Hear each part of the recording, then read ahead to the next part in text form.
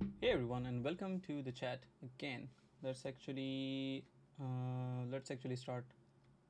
Give me 1 second. I need to remove the drop me stuff, frameworks for, and the meme screen, and the bottom banner. Let's remove the bottom banner. Pa pa pa. Chat restream. Cool. I think we're good. How's everyone doing? Am I audible? Can you type something in the chat? And this one we are going to try to wrap up the stream or the restream Chrome extension that we are trying to build. So this is an extension that we have worked on quite a lot, and I think we should be able to finish this in about 1 hour. So hopefully we will be finishing this today, and then you can obviously follow this on your own. So far what it looks like is this. So you can see here we do have a message, and if I start observing the messages, I can see all the messages that we have right here. After 3 seconds it tries to get every new message and then it should send it. But right now, since I'm already observing this, it would have already gotten it.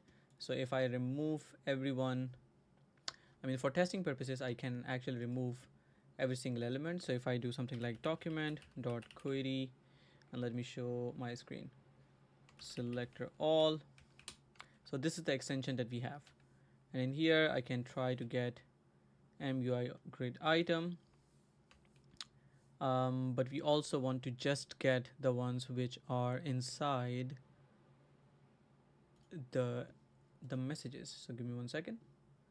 In here in pop-up TSX, we should have in the content index.ts, this is the query which we use to get all the elements that have the data UUID. So I can select it like this, and I can remove the data UUID, and now we get all the elements. So in this case, we can say for each element, and then here we can say delete element.dataset.uuid, and now you can see that we are getting all of them. So far what we have is we have all the messages that we have in the restream. We can get them in our context, and we can get the text, the username, and whatnot. Now what we want to do is we want to be able to publish them to Firestore so we can work with that. So what I'm going to do is I'm going to start with creating a Firestore. By the way, if you're new here and you have not seen the GitHub, go to the GitHub, and if you like my work or are using any one of the repositories, make sure to give a star, or make sure to give a follow. Okay. So now that we have this, let's try to create a Firebase project. So I'm going to go to console.firebase.com, and in here I'm going to create a new project. So we can call this because I'm going to use it for my stream bot game. I'm going to create the Firebase project for the stream bot. So I'm going to call it stream bot, and my extension is supposed to, I'm thinking what should we do now, because it can either be a callback that we can use, and what would be easier. So if I look at the, I'm thinking what would be the easiest way.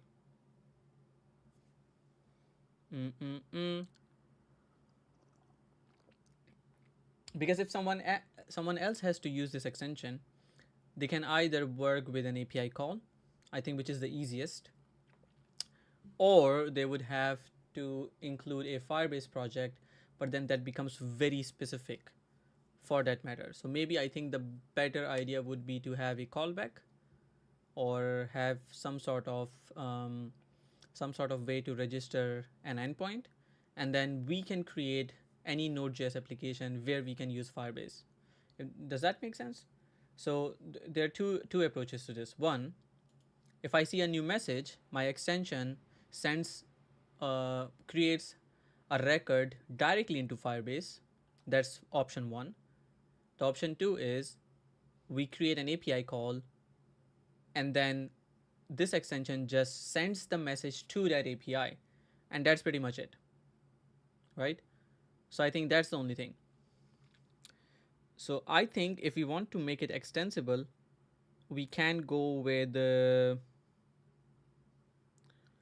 we probably should go with the API call, because I think that's a bit more flexible. But then we would have to create our own Node.js server that works with this extension, which is fine-ish. So what do we think? Node.js application as well for this? But then that means we would have to do both the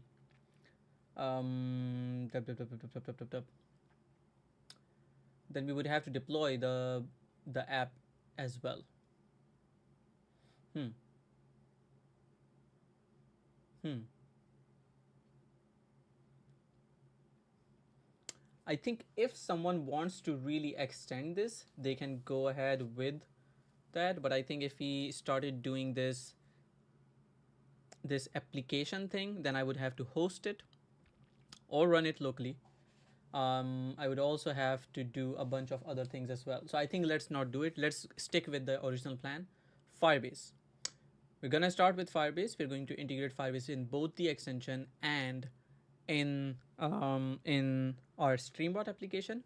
Both are going to use the same settings, and then we can go forward with that. So let's see. So what I want to do is I want to create a Streambot project and say continue, select an account. We're going to use my account, create a project. So it's creating a project right now.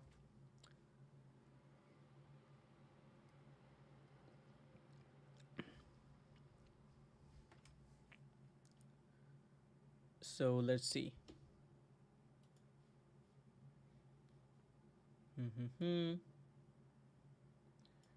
Maybe I should move my icon a bit further. Give me 1 second. Studio mode. Something like this. Mohammed Shabazz Baloch. Hi. Hi, how's it going, Shabazz? So I have a new project now. And now I can start creating a web application. So I will use this there. So my web app name should be Streambot. Or not. Why did I name it Streambot? It should be Stream Drop. Not Streambot. And then when I deploy this with Firebase, I can also use it via hosting. Yeah, so let's do it. So we're gonna also have a deployment with that.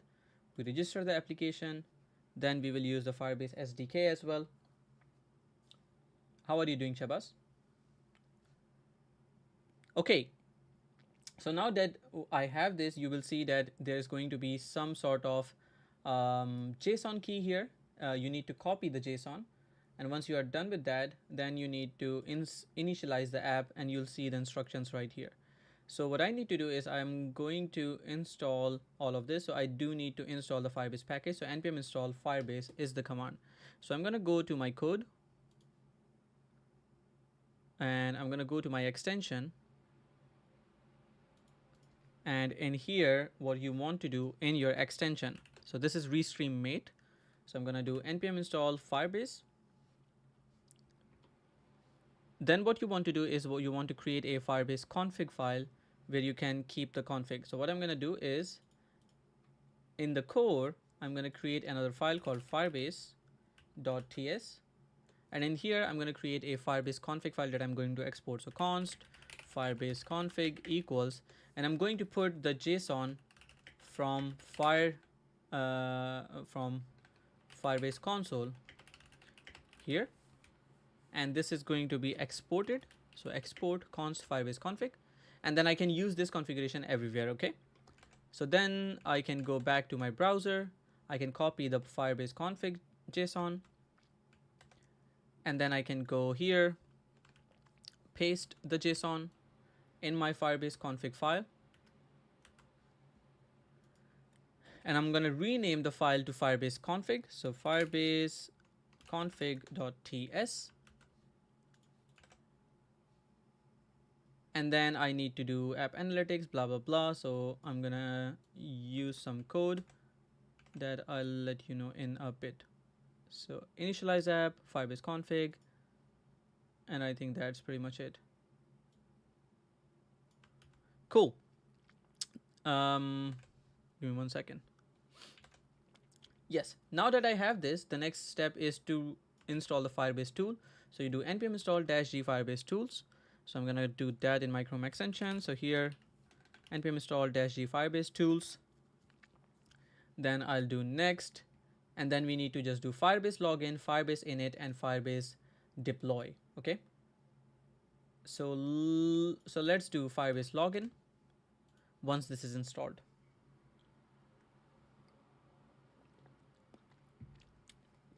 But this application, we are not going to deploy this, but we are going to deploy the stream drop page. And I don't know why I call it stream bot. We'll fix it maybe later.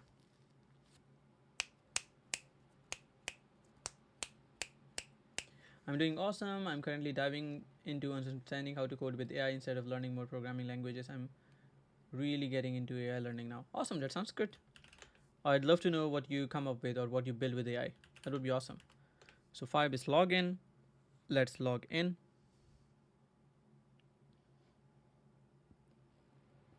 I think I'm already logged in with Firebase, but let's see.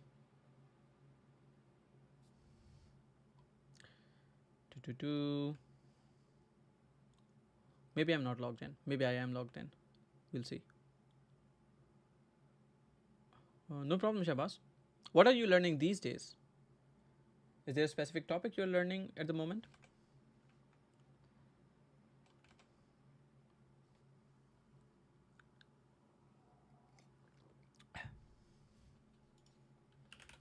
Okay, so it said I'm already logged in. So then I can just do Firebase init. And this should give me the application. Are you ready to proceed? Yes, I am.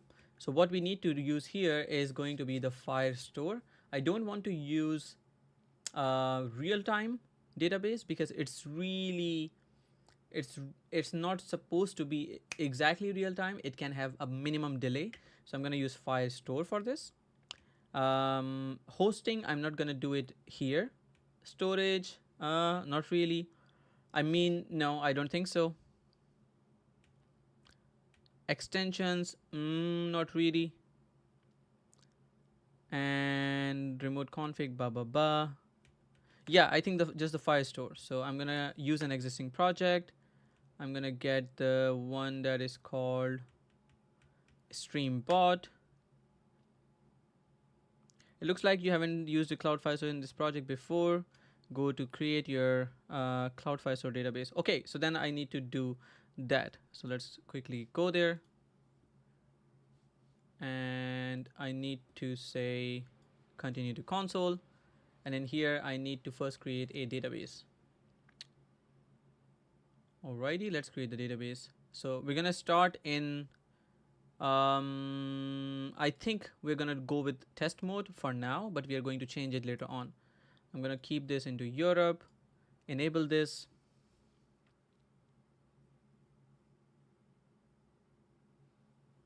And let's see.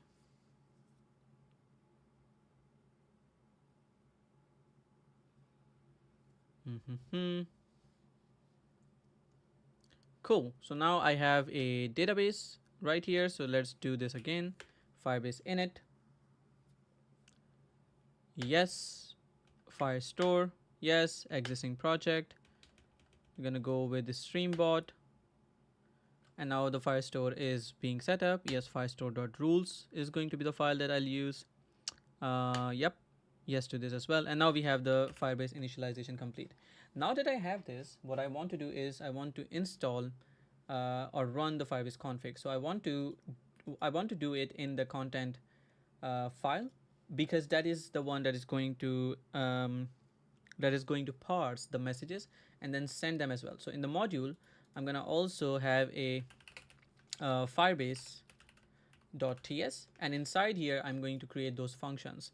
So first of all, I want to create the file, or create the app. So I'm going to do um, import from firebase/app, and I'm hoping that I'm using the module, the web module version. So if I go to Firebase initialize app, I do want to see the documentation from the module. So this is version 8, but I think the version 9 is the latest one as far as I remember.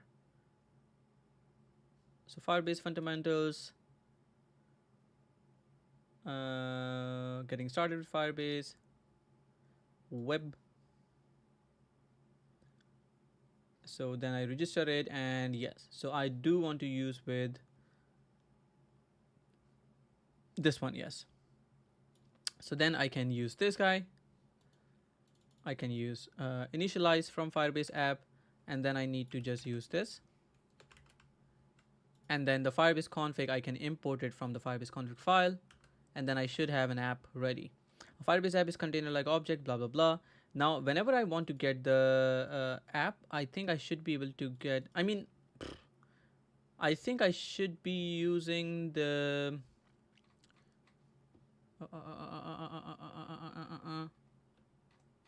because the modular approach is a bit different. So if I look into, for example, Firestore, if I go to Firestore, I can see something like this: read data, get data,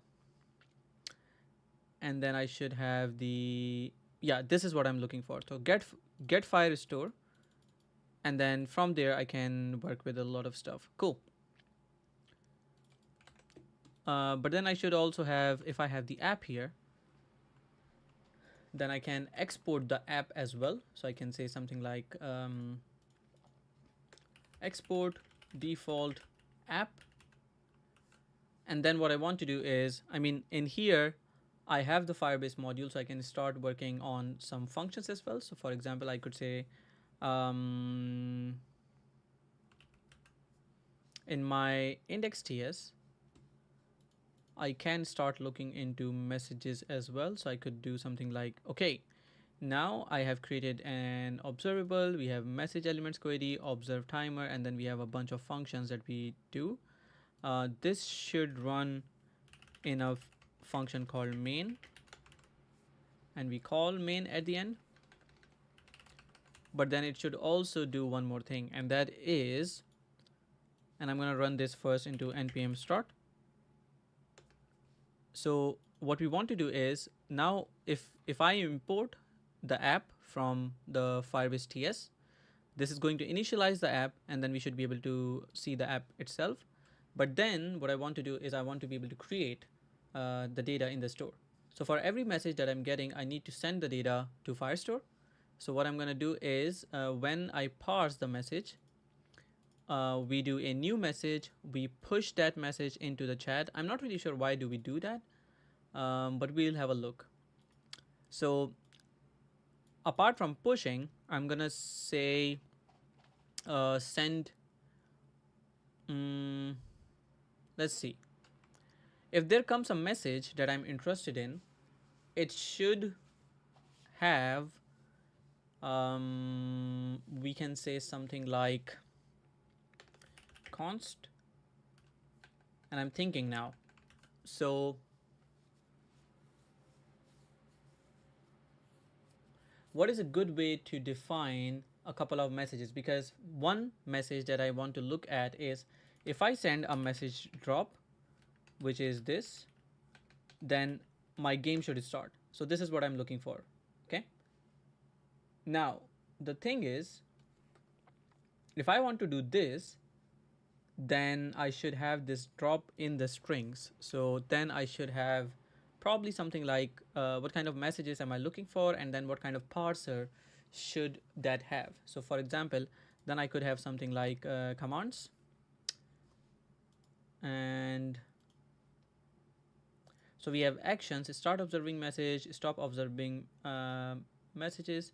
Then we should also have message commands.ts. In here, if I start creating um, I'm thinking now, how should we code this? So we should have a bunch of commands which would identify as their IDs. So for example, one command that I would have, if I am doing it like this, so const, we could have message commands equals, and then we have something like export const message commands, and here we could also have an enum. So enum export enum message commands, and this can be then message commands, and then what we should have, and this is should be of type record of message command,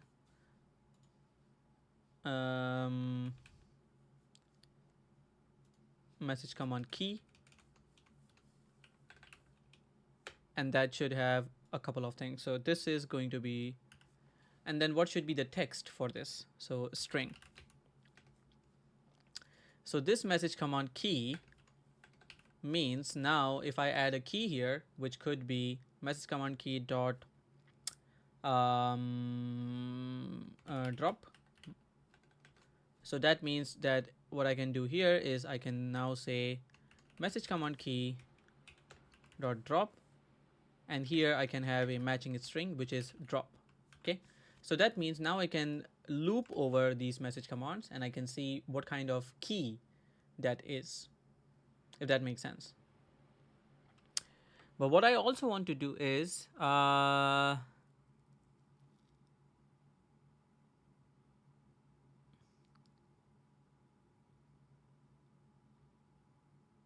so when I try to match them, I'm gonna have to try to loop over everyone, and I'm thinking if there's a short way of doing it. So when I'm looking into, all right, what command was really done, I would have to go and do it for every key, and then wherever it matches the value or regex over the value, that is the command that we are going to get. So that means I can do something like when I go in here, when we parse the message, after parsing the message, I can then go to the index ts. Where are you? Index ts. So then once you're pushing this, I should have something like parse message, which should loop over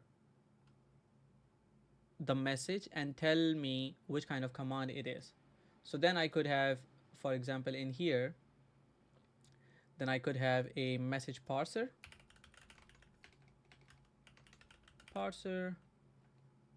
dot ts, and here we could have a function that says export const parse message, which should receive a message of type message, and then what this would do is it's going to send it can send the key essentially. So we should have an a function that says get command key, and that should receive the message or text, which is a string. And then what this should do is, for example, here I get a message that contains drop. So this will send this drop as a string to this get command, and this will identify what is the key. So then I can say something like find, or we can say something like const command equals find. No, it should be message commands dot this should be, I'm thinking this should be object dot values, and here we have eval or object dot values. This should be having message commands, and then I have a find. Do I have a find method on this one? Yes. So then we have values, and here we have a match string return, and here we can say text dot match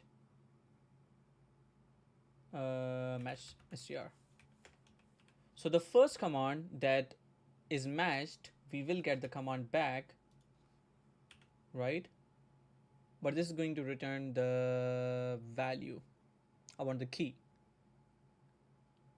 And I'm also going to change the enum to be string. So this is going to be drop drop. So then in this case I can say, all right, object.keys, and this is going to be a key, and then I can say message command or const match string equals message commands. Wait a second, no, it should be yes, message commands key.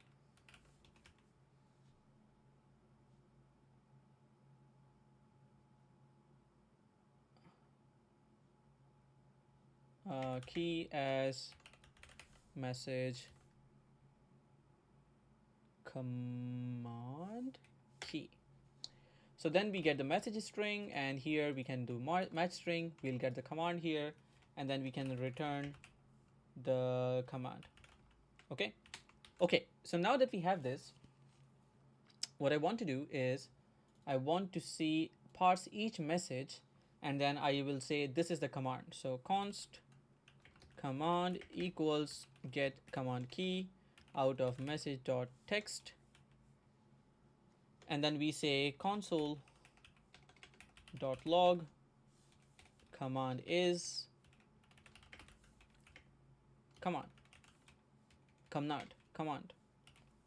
Cool. So now that we have this parse matches, let's use this in the index.ts. So I'm going to go here. Now after the restream message, I'm going to say parse message.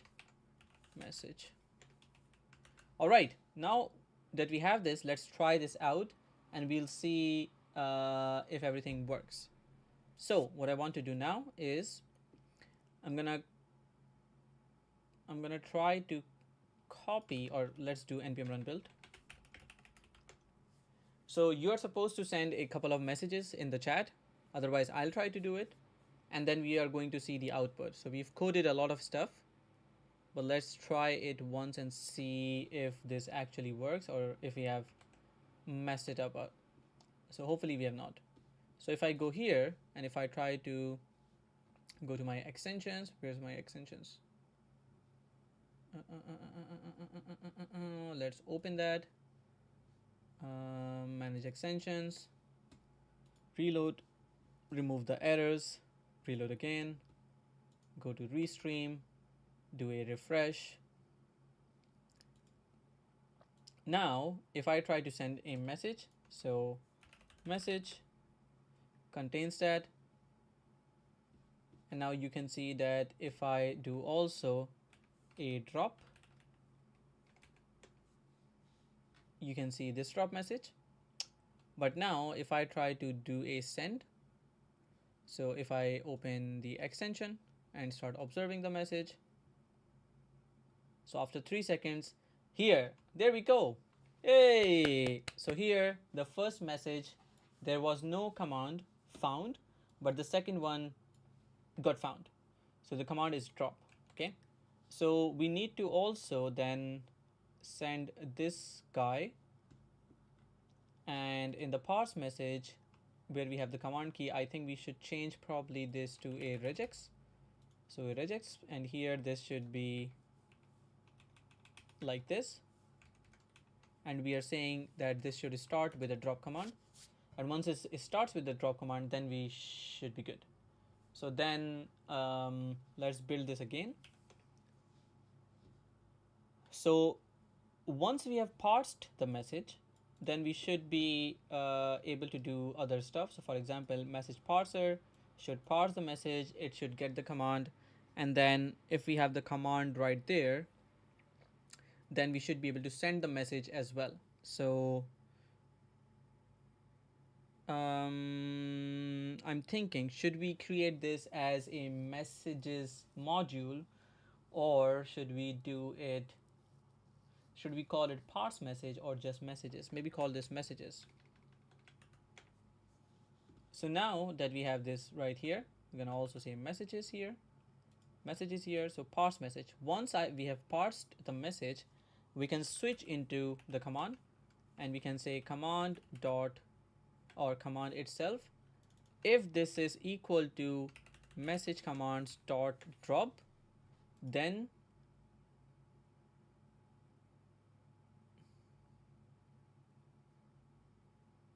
when we get the command, it is supposed to be string or undefined. Or message commands, message command key dot drop dot drop. So if it is message command key dot drop, then we send the message to Firebase. So here we can then say, I don't know, we can say maybe Firebase. No, we can import. For example, here we can say const db equals to get firestore, because we would have to import from Firebase / firestore, and then here we can do something like get firestore. So you do get firestore right here, and this requires the app, and it automatically should get the firestore app. Then what we need to do is to give this a collection. So here we can say something like messages collection, or I mean, we would probably have to improve this, that we have only one sort of database at the moment, and if we want to expand, we can expand it to multiple. But for example, right now, let's say just the DB is the DB has only one store. So then what we'll do is, if the command is drop, then I would just send this to Firestore. So then I can say something like, if the command is drop, then what I want to do is I want to get the collection as well. So const collection equals get collection, and I think it should be coming from here as well. Get collection. No, I think it's collection only. Yeah. So collection. This requires the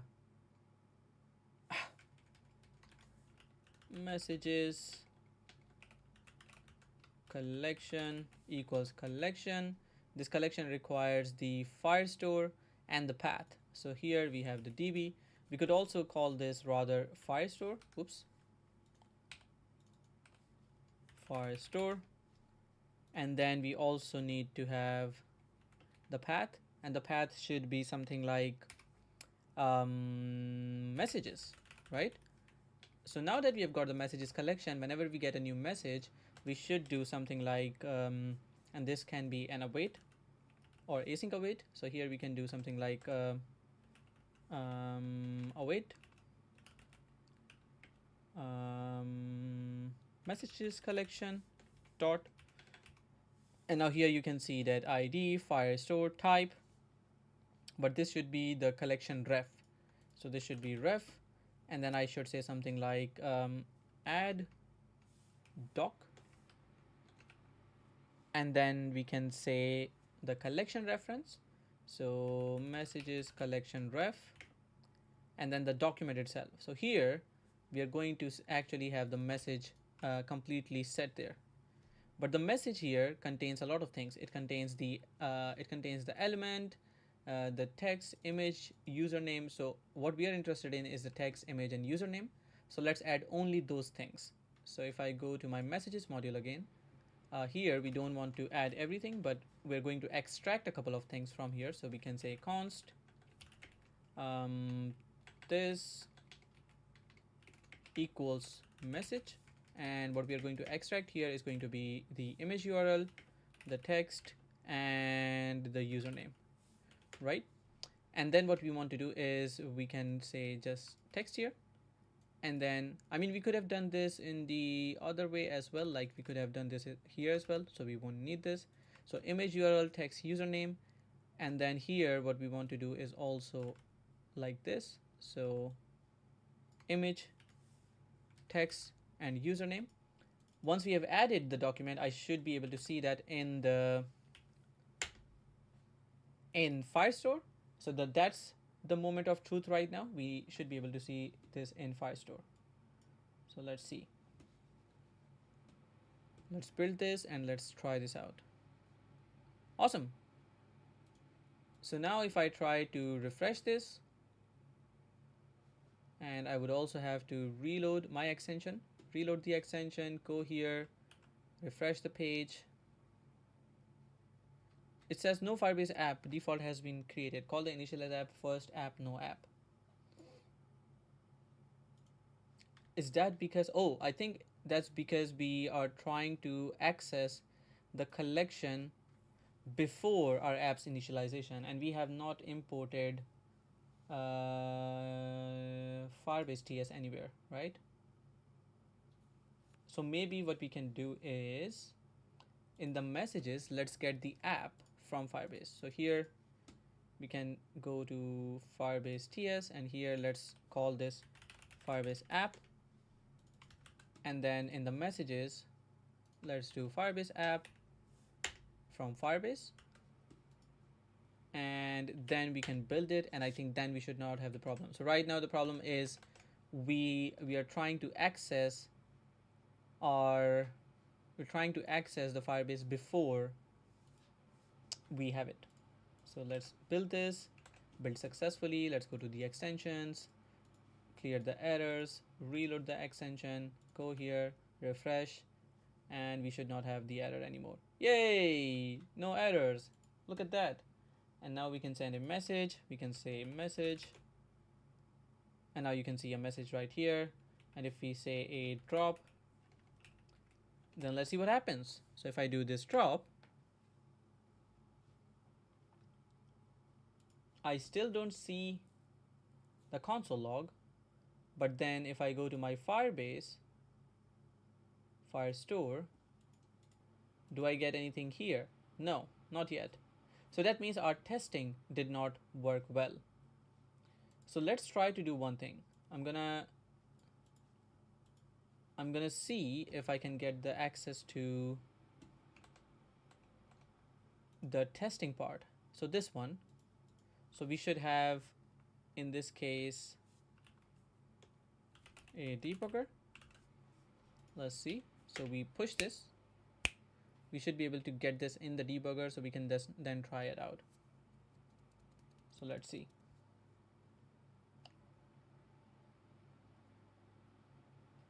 Awesome. So now if I go and refresh this here, we should also be able to first reload this guy, refresh this, send a message, and then we also, where did I put the breakpoint? Was it in the get command key, right? Let's see.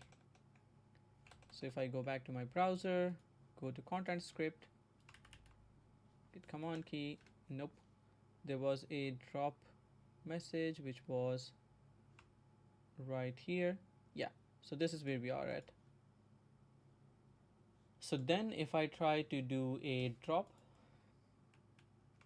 oh, because we're not observing, that could be the case. Start observing. Okay, so we came here, then we have n that matches drop. Does it match drop? Let's have a watch to see. So this match is supposed to be null. Okay, what if I send a message that has a drop in it? Then it comes here. The T match here is null as well, and the T itself is this, right? So here you can see that it doesn't work that way. But if someone else sends a message, for example, if I go to YouTube,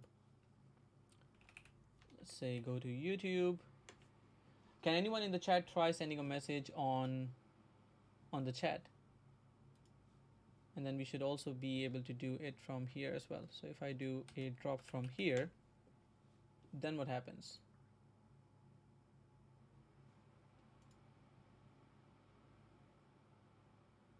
Does it do it? No. Yes. Should I change it to something like something different?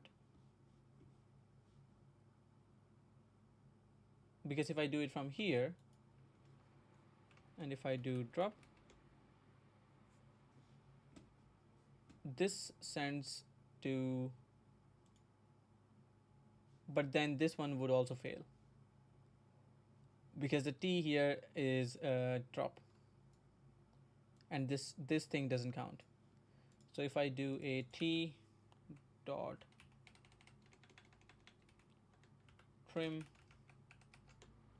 then we still get the same thing. If we replace, I mean, if we don't probably need to do that, but if I do, maybe that's because we don't get the commands in restream. So if I do settings, and if I go to the reply commands, no,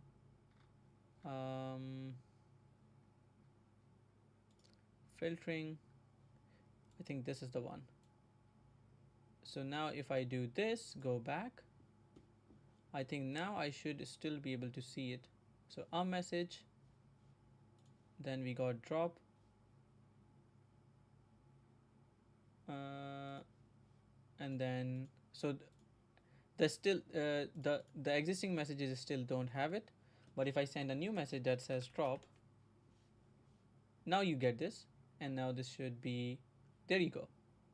So you see that works, but then now if I send this guy from here, then it should come out of it, and now it should have sent the message to Firebase.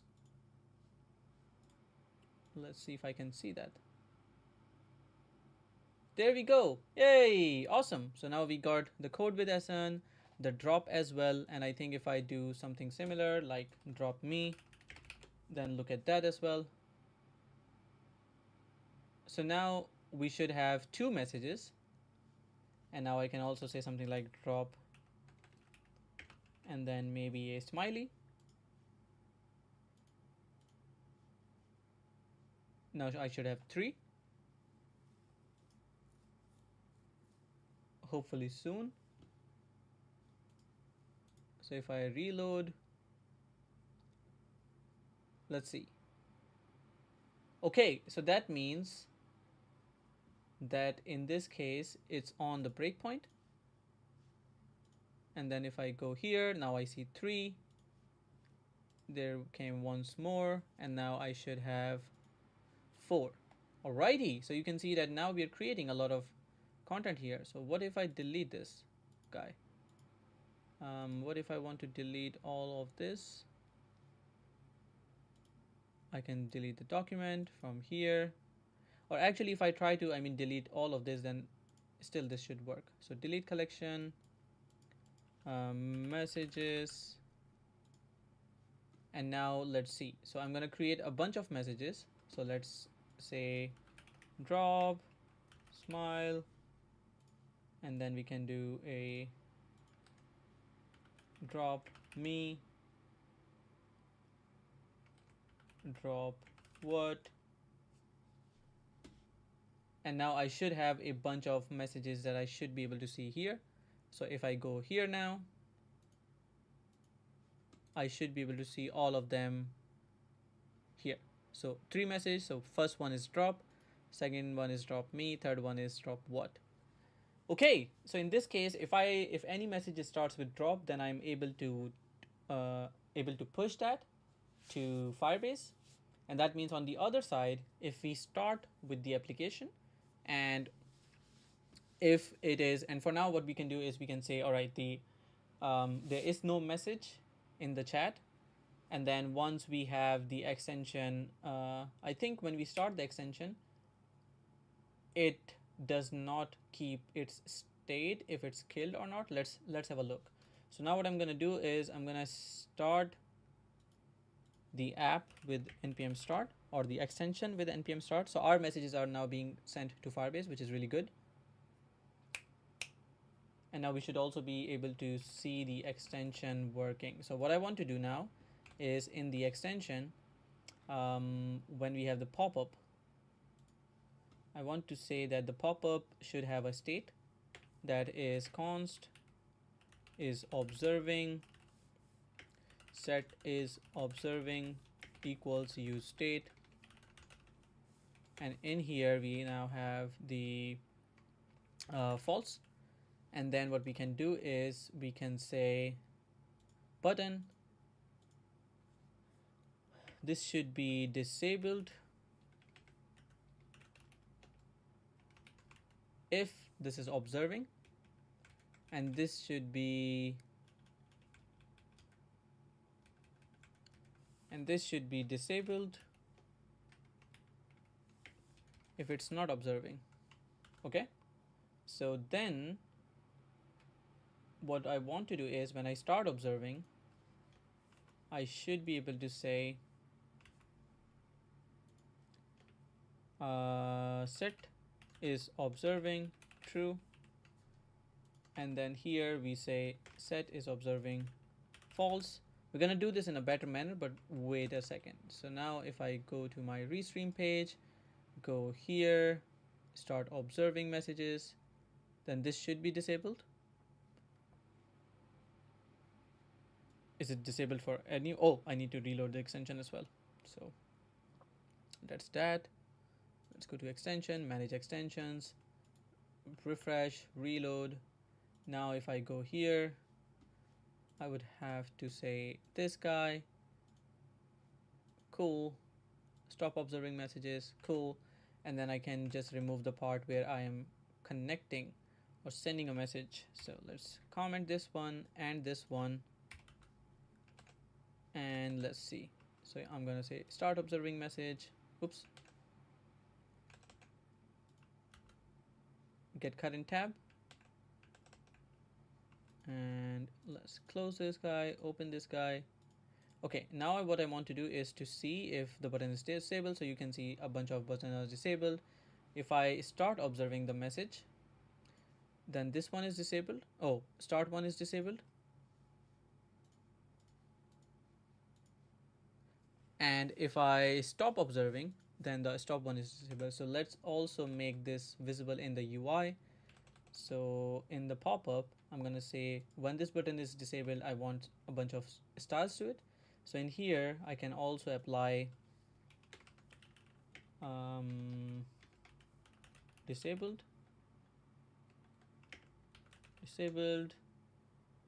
PG, Slate, I don't know, 300, opacity, 25, cursor,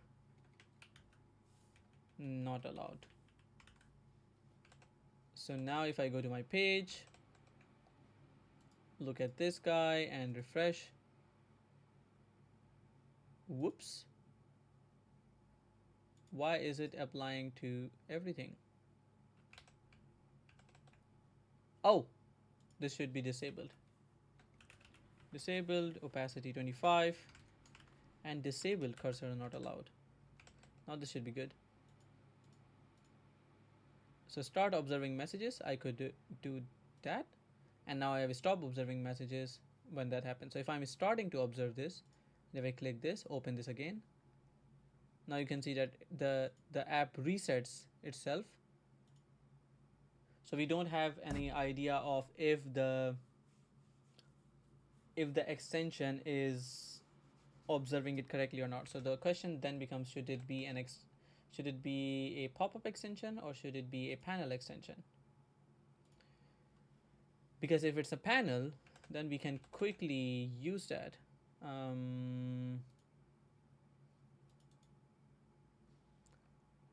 Let's see. How do we instantiate the panel? Panel. So we do have the panel here, DevTools panel.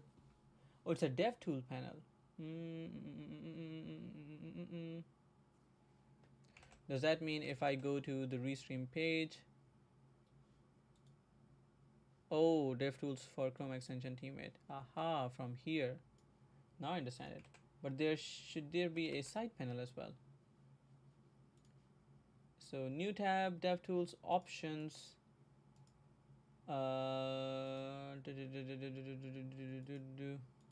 That's supposed to be the settings. This is a new tab. Background. I don't think we have a side panel example yet.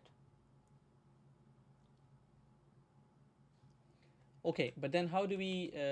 I think we need to store the storage thingy if that's something.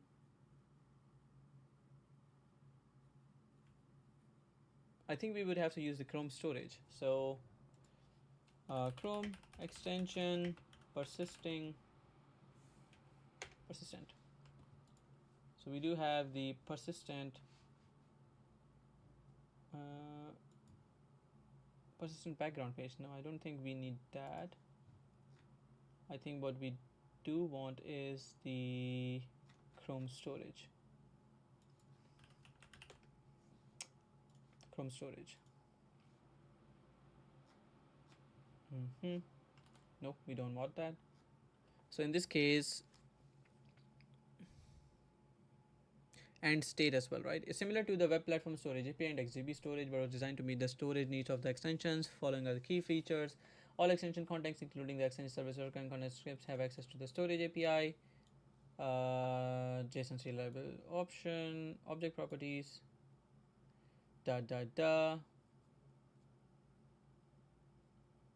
Okay, that makes sense.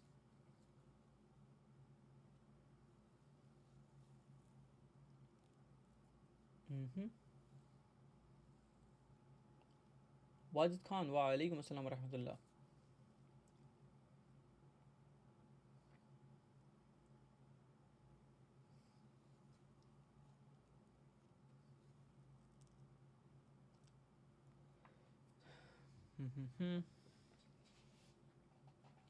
So then we do need the storage permissions, right?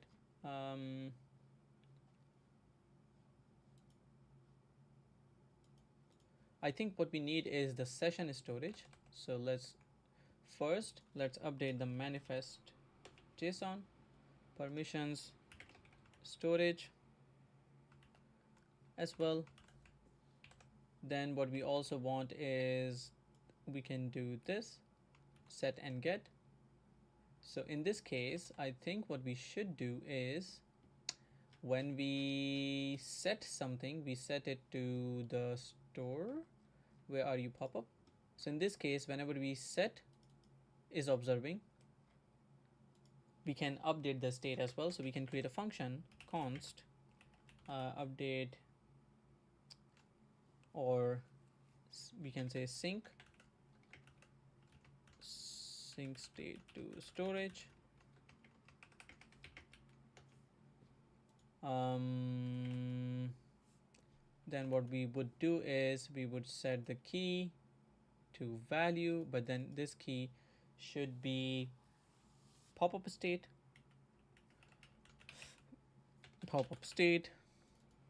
and then here we should save the new value. So here we should have I think for now we're only concerned with the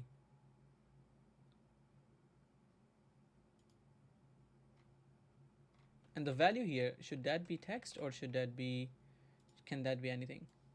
Value.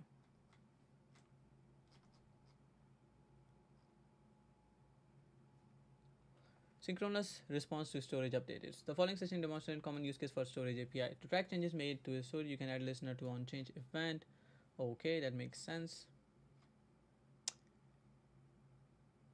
So in this case, we do have the synchronous get.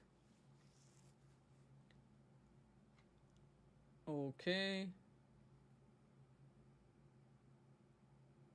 That makes sense. Okay, then what we want to do is two things. One, we need to save the storage into the Chrome storage, or save the state of the is observing to the Chrome storage. Second, we need to get it when the extension starts, because whenever we click the extension and we close it, it restarts.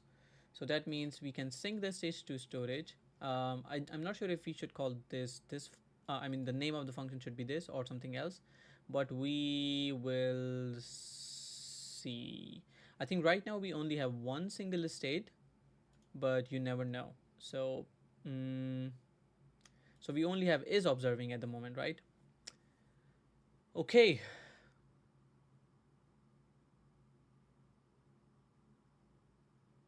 Okay, then I think what we want to do is we want to go and say save state do storage, and here we should have a typical state property. So here we should have type pop-up state.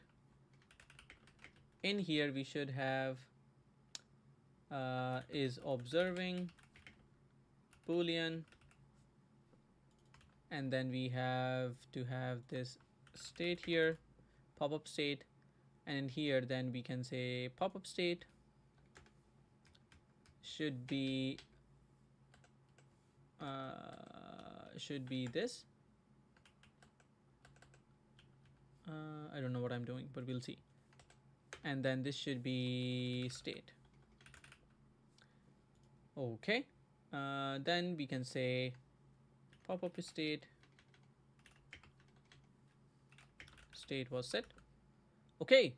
So now that we have this state sync state to storage, that means that this state is going to be used. So in here, then I can say something like set syncs to storage, and here I can say is observing to true. So similarly what we have here, and then we can say the same here. So this is supposed to be false, and then when we set the state to storage, then we should have this set to false as well. And I can say then here Wajid says I'm from Gulshan. Good to know. Which phase? Phase 1, phase 2, phase 3. And now when we have the pop-up started, then we can do a use effect. And this is going to run one time only. So we need to make sure that we are running it with this. And then what we need to do is we need to say chrome.storage.session dot get, and then the key should be pop-up state,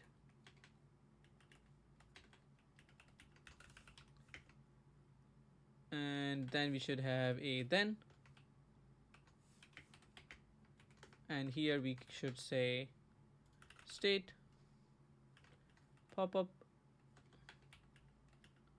state.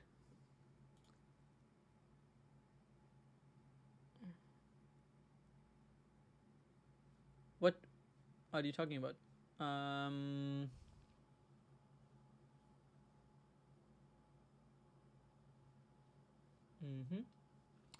But then when we are sending the state, are we getting the items, copy of the data, object of stand storage, cache items? Do we need to stringify?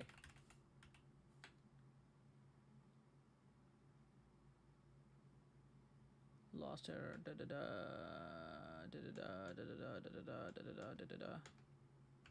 No, okay. So then should we say when we have a state coming from there, and this is supposed to be of type key and string. Okay, then we should have something like set is observing to state dot is observing. Okay, then we can do it.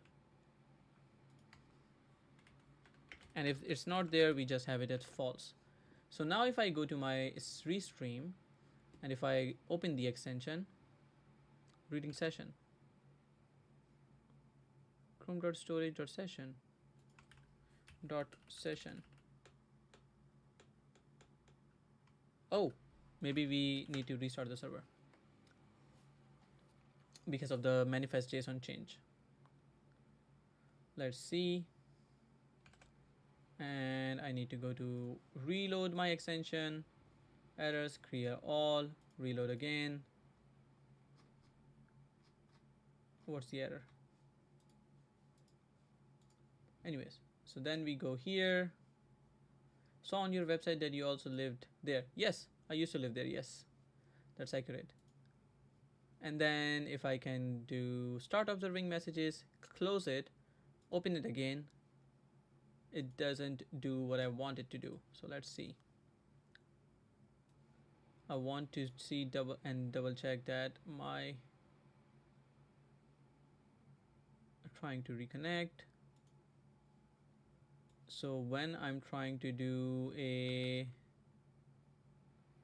get extension and I do syncs to storage, and then I also have a use effect set is observant, and then I do this, this, this. So now if I say start observing, it comes here, does that. Then we are trying to say chrome.storage.session. Then we do a set. Now it says pop-up state was set. Really good. Now if I refresh this, it should says get pop-up state. And now if I look at the session itself, what does it contain? A function, blah blah blah. It has a get method. And now I get something, but what is the state? So we do have state.popUpState is observing true. So I was writing the right code then. Why did you stop me?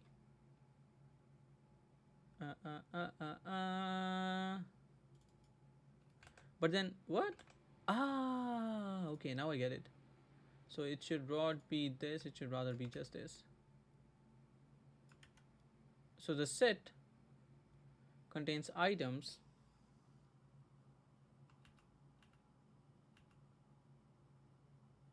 No, I don't get it. Wait a second. So Chrome storage dot session dot get. So you put a key here, and then you set the key and value, and then you set an array of keys. Interesting.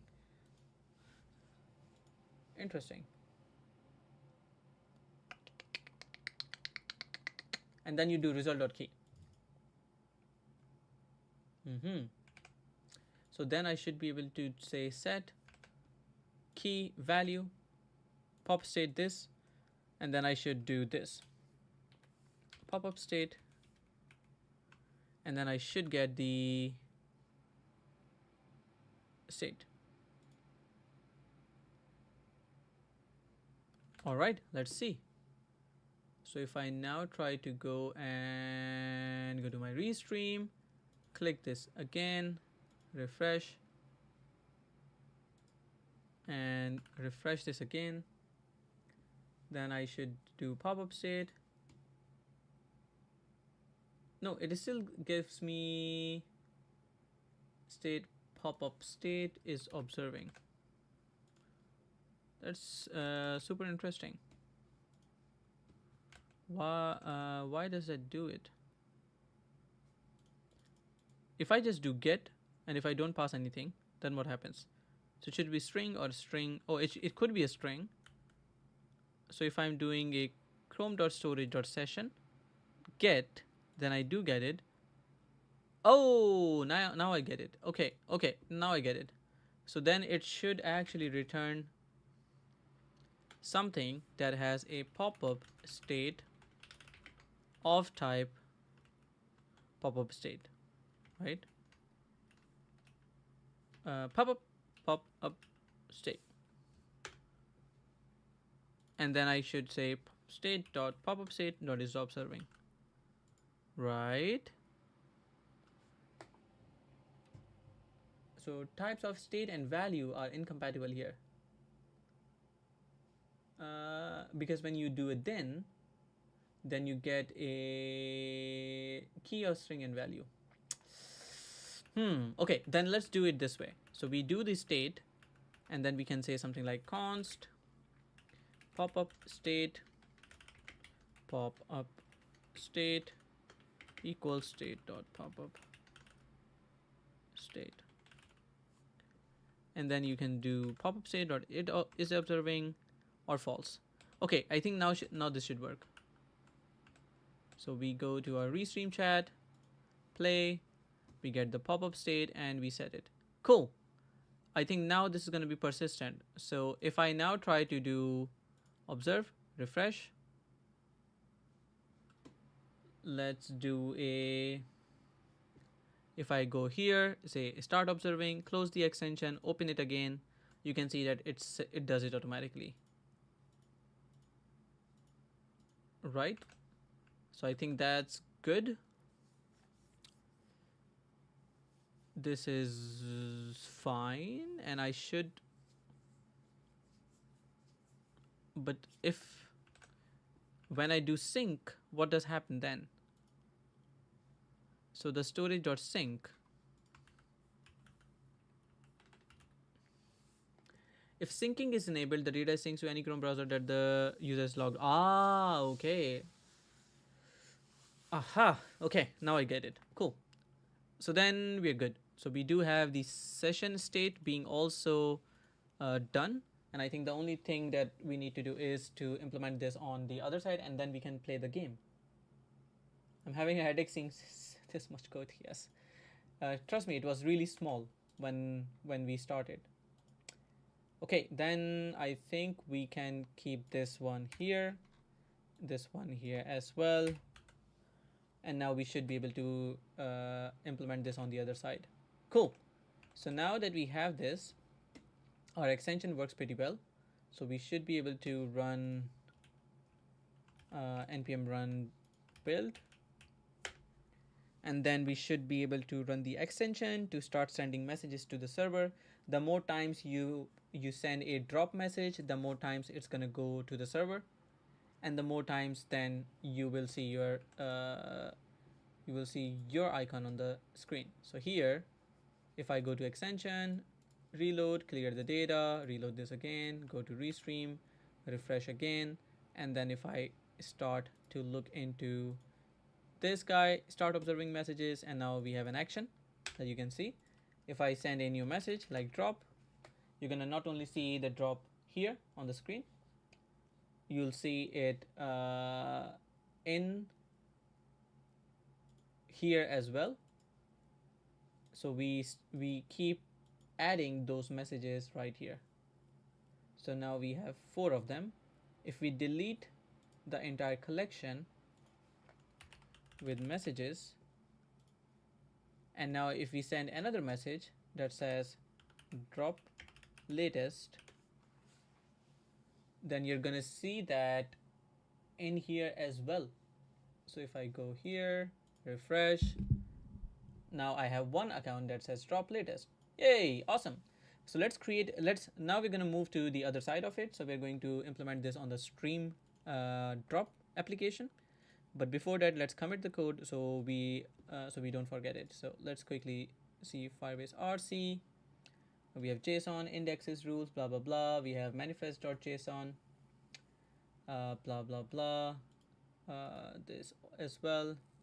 Let's see, content, parse message.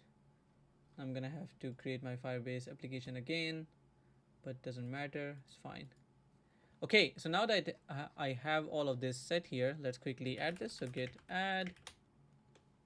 I'm not sure if the Firebase config ts should go there. Maybe it should not. Maybe it should be just in my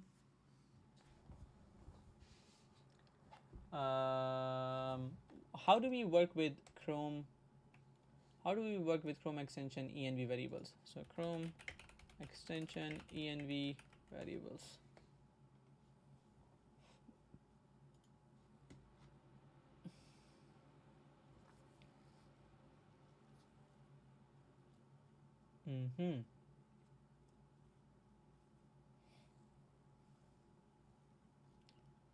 Okay, let's not go there at the moment.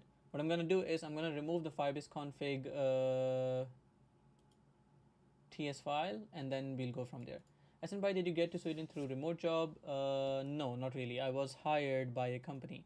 So I was reached out by another company named Klarna.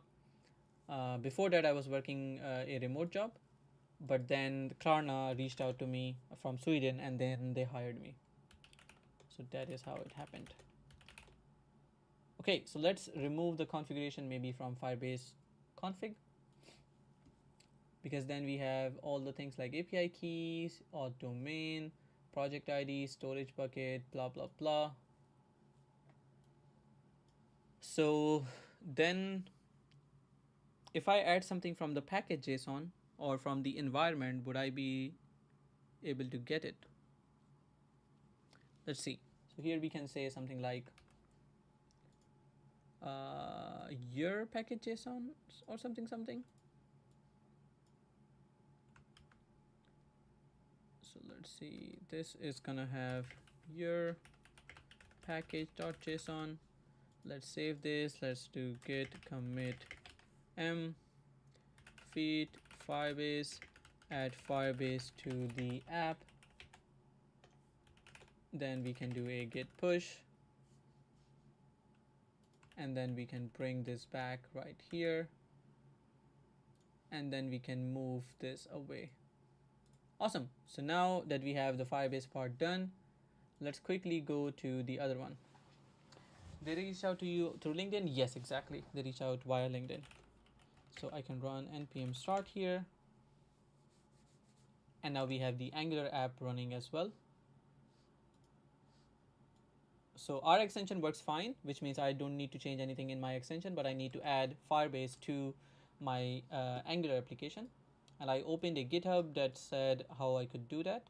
So I would still have to do it, the provide functions, and then use it. So then what did the guy do? So I make a file with Firebase configuration which exports the provide functions, and this is from Angular Fire app to Firestore, blah blah blah. Okay, so then let's see if we can add it automatically, and if not, then it's going to be fine. So in Angular, I can do ng add Angular / fire. Now I know this is not right now finalized for, or Angular Fire is not 100% compatible with the standalone applications, but we'll see what happens.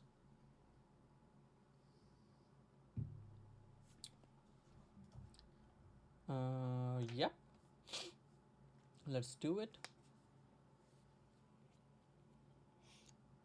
And my camera is about to die anytime. We'll see if we can fix it. But in the meantime, what are you folks working on these days? Are you working with JavaScript, TypeScript? Are you working on something special that you want to share?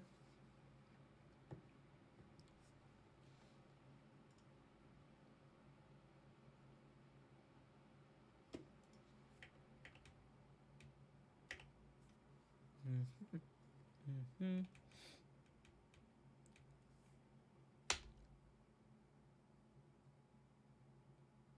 Okay, so this is what I did.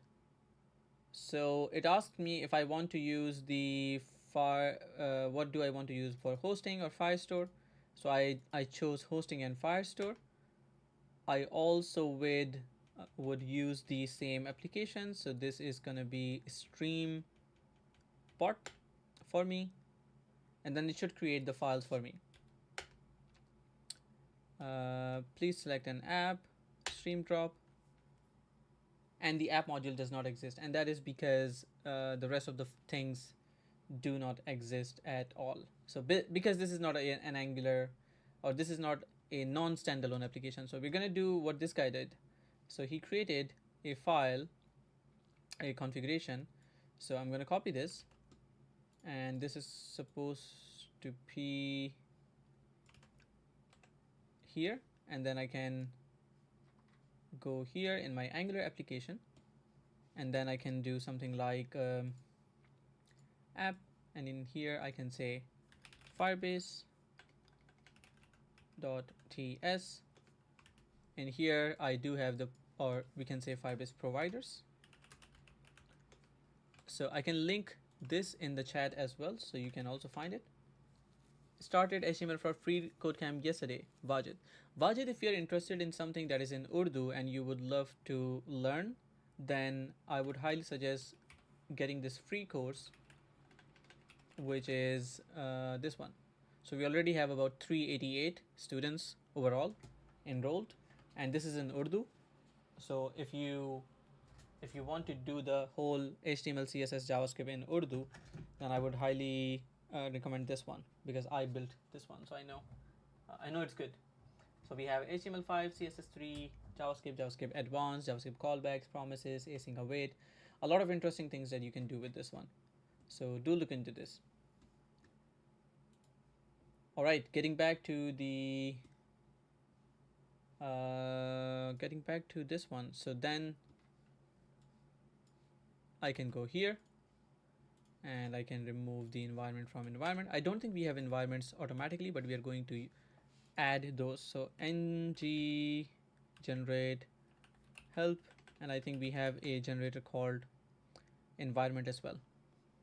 So we have ng generate environments, yes, ngg environments, and this should generate the environments for me. Okay, so we got Angular JSON updated, we got environment ts, environment development.ts, and now in the environment I can go and create the Firebase config as well. So in this one I'm gonna say, hey, we have a let's actually create a Firebase config file so we can use them in both of the environments. So I can go here and say, I mean, we can probably have it here. So we can say Firebase config.ts, and I think my Firebase config is not going to change for both live and here. So I think we can just use from Firebase config instead of even environments. So then we should have a Firebase config. So I'm going to quickly copy the configuration from the Chrome extension to my Streambot application.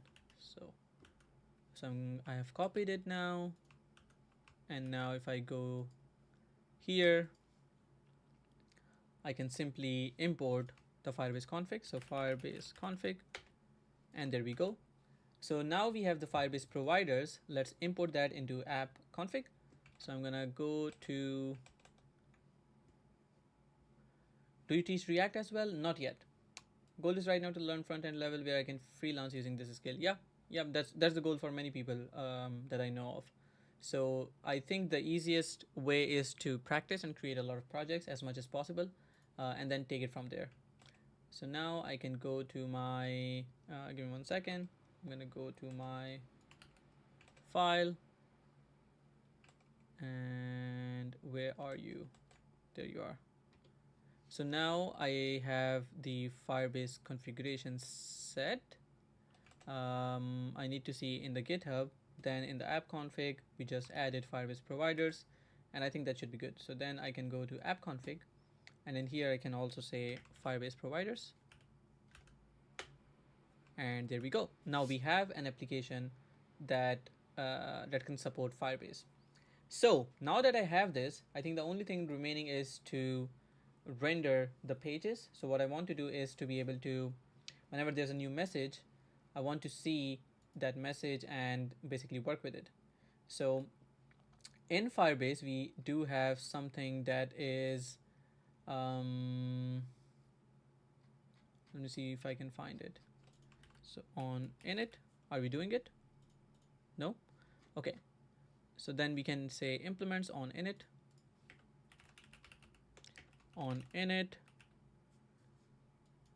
and this should be imported from Angular, and then in here we can say that. So let's see. So we do have something called parse message, right? But then this was getting directly from the service, but we should have something like ng on init. What we should do here is we should say get firestore. Okay, so we have the firestore here equals, and I'm doing everything in one file. Don't judge my code at the moment. I hope I will fix it someday, but not today maybe. Get app. So we get the app, and then what we want to do is we want to get the firestore and the collection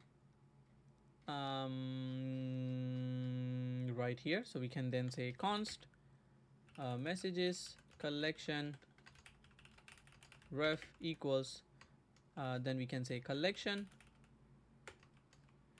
file store, and then the path was messages, and then I can say on snapshot change or on snapshot, and then there we should have a reference which is messages collection ref. Then we should have a handler, right? If I'm writing this correctly, then this should have a snapshot. What is the type of this snapshot? Query snapshot, document data. So it should be a document data, and then I can just say console.log snapshot. No, we can also say something like const doc equals snapshot dot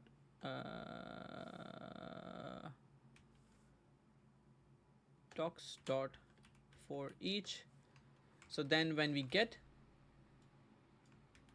the for each, then we should have each document. So we should have a document, and then we can say doc dot data dot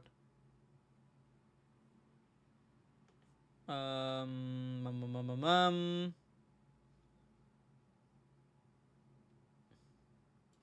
gonna just console log it. Okay, so wait a second. So now if I run this application on my browser, and I hope everything works, so I'm gonna do npm start. Wajid says I've allocated 5 hours per day to coding as I have to carry this alongside MBBS. That's a good amount of time, to be honest. All the best. I think it should work out fine.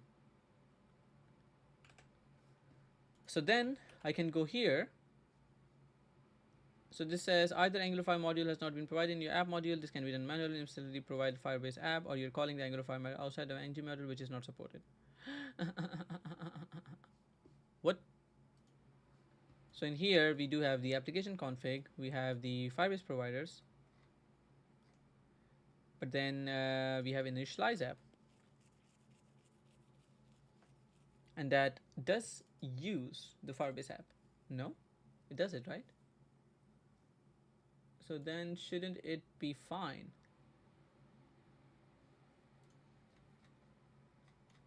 Maybe it's because I'm using this. It could be. So then I should be doing it just around here. Is it because this? Tell me it's because this. So your Angular 5 module has not been provided in there. Config TS has providers, which is Firebase providers, but is this supposed to be a function? I think this is supposed to be a function. No? Yes? No? Import providers from.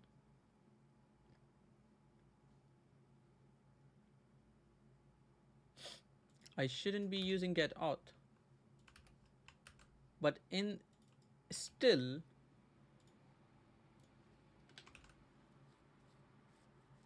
I think this should be fine. It should not be complaining. But this is not fine. Then this guy, whatever he said, it doesn't make sense. So you do initialize app.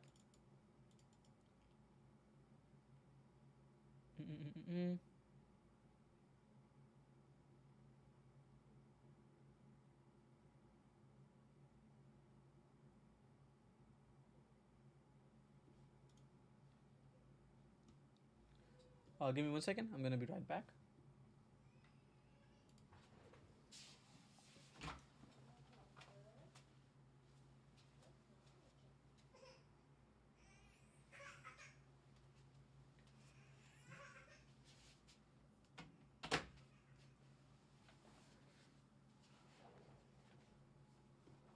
Okay, back. All right, let's see. I've seen the curriculum and it looks really good. Okay, awesome. Thank you. Do share this with others as well. The more people learn from it, the more happy I will be. Okay, so now it says just create an app module with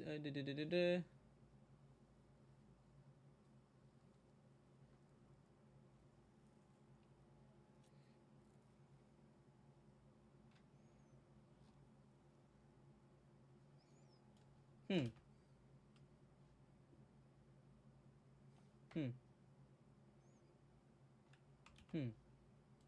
But if I do it, All right, let's do this. So app.module. The guys on GitHub providing answers are just legends. Then I think I can just do a ng add Angular fire,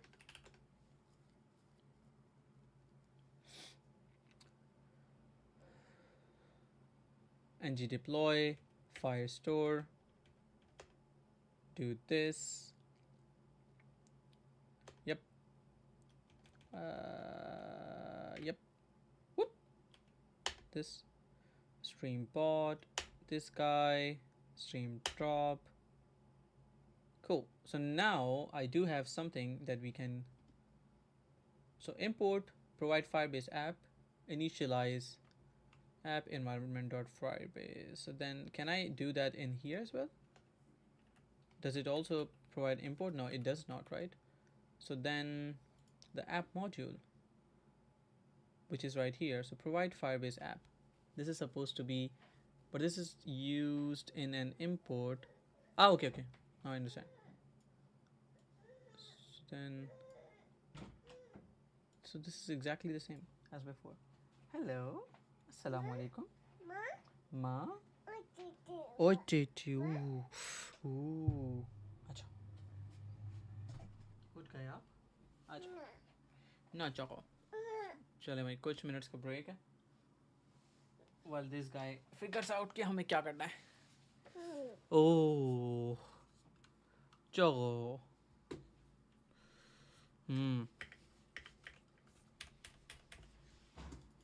gummy तो नहीं लग रही आपको?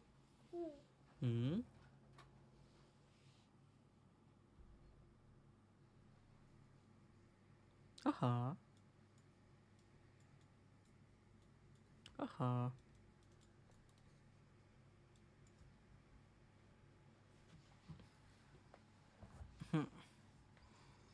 She's your daughter? No, he's my son. Ayoko. Choco. His name is Muhammad Aslan. Muhammad Aslan Ahsan. Baba? Oh, Choco. Nine. Nah. Nah. Nah. Ma? Oh, Choco. Ma?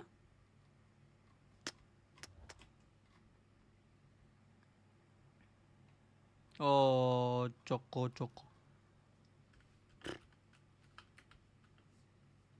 क्या मैं आपको आपका keyboard दे दूं? नहीं ना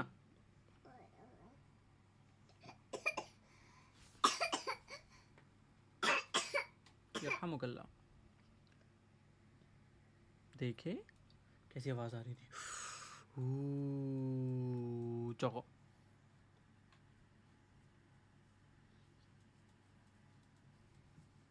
ना. Now sit back and watch. He will complete the code smoothly. Exactly. He will write definitely better than me. है ना? ना.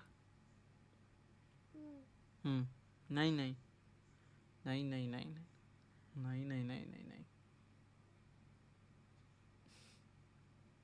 Why so serious? मोहम्मद क्या बात है?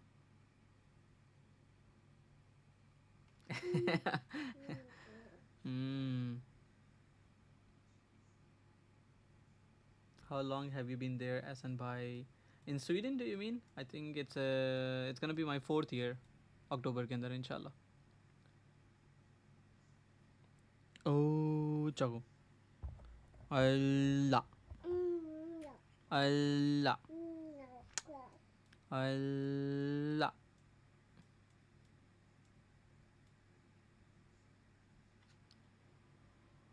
अल्लाह. सर हैकाथॉन में सिर्फ गूगल टेक्नोलॉजीज अलाउड है? नहीं Rajput Usman. We I mean angular is supposed to be on the front end, but apart from that आप कोई भी टेक्नोलॉजी यूज़ कर सकते हो फॉर द बैक एंड और for the database, so it's not limited at all. वाह वाह वाह वाह. इससे पहले you were in Pakistan? Yes, इससे पहले I was in Pakistan. I was in Karachi. I've always been in Karachi. I've always lived in Karachi. I didn't even live anywhere else. Wah! I never even traveled outside of Pakistan before. Or I traveled outside of Pakistan, but that was right after my marriage. But never before. Nope. Wah! Wah! Oh, loco. Hey, Obed, how's it going?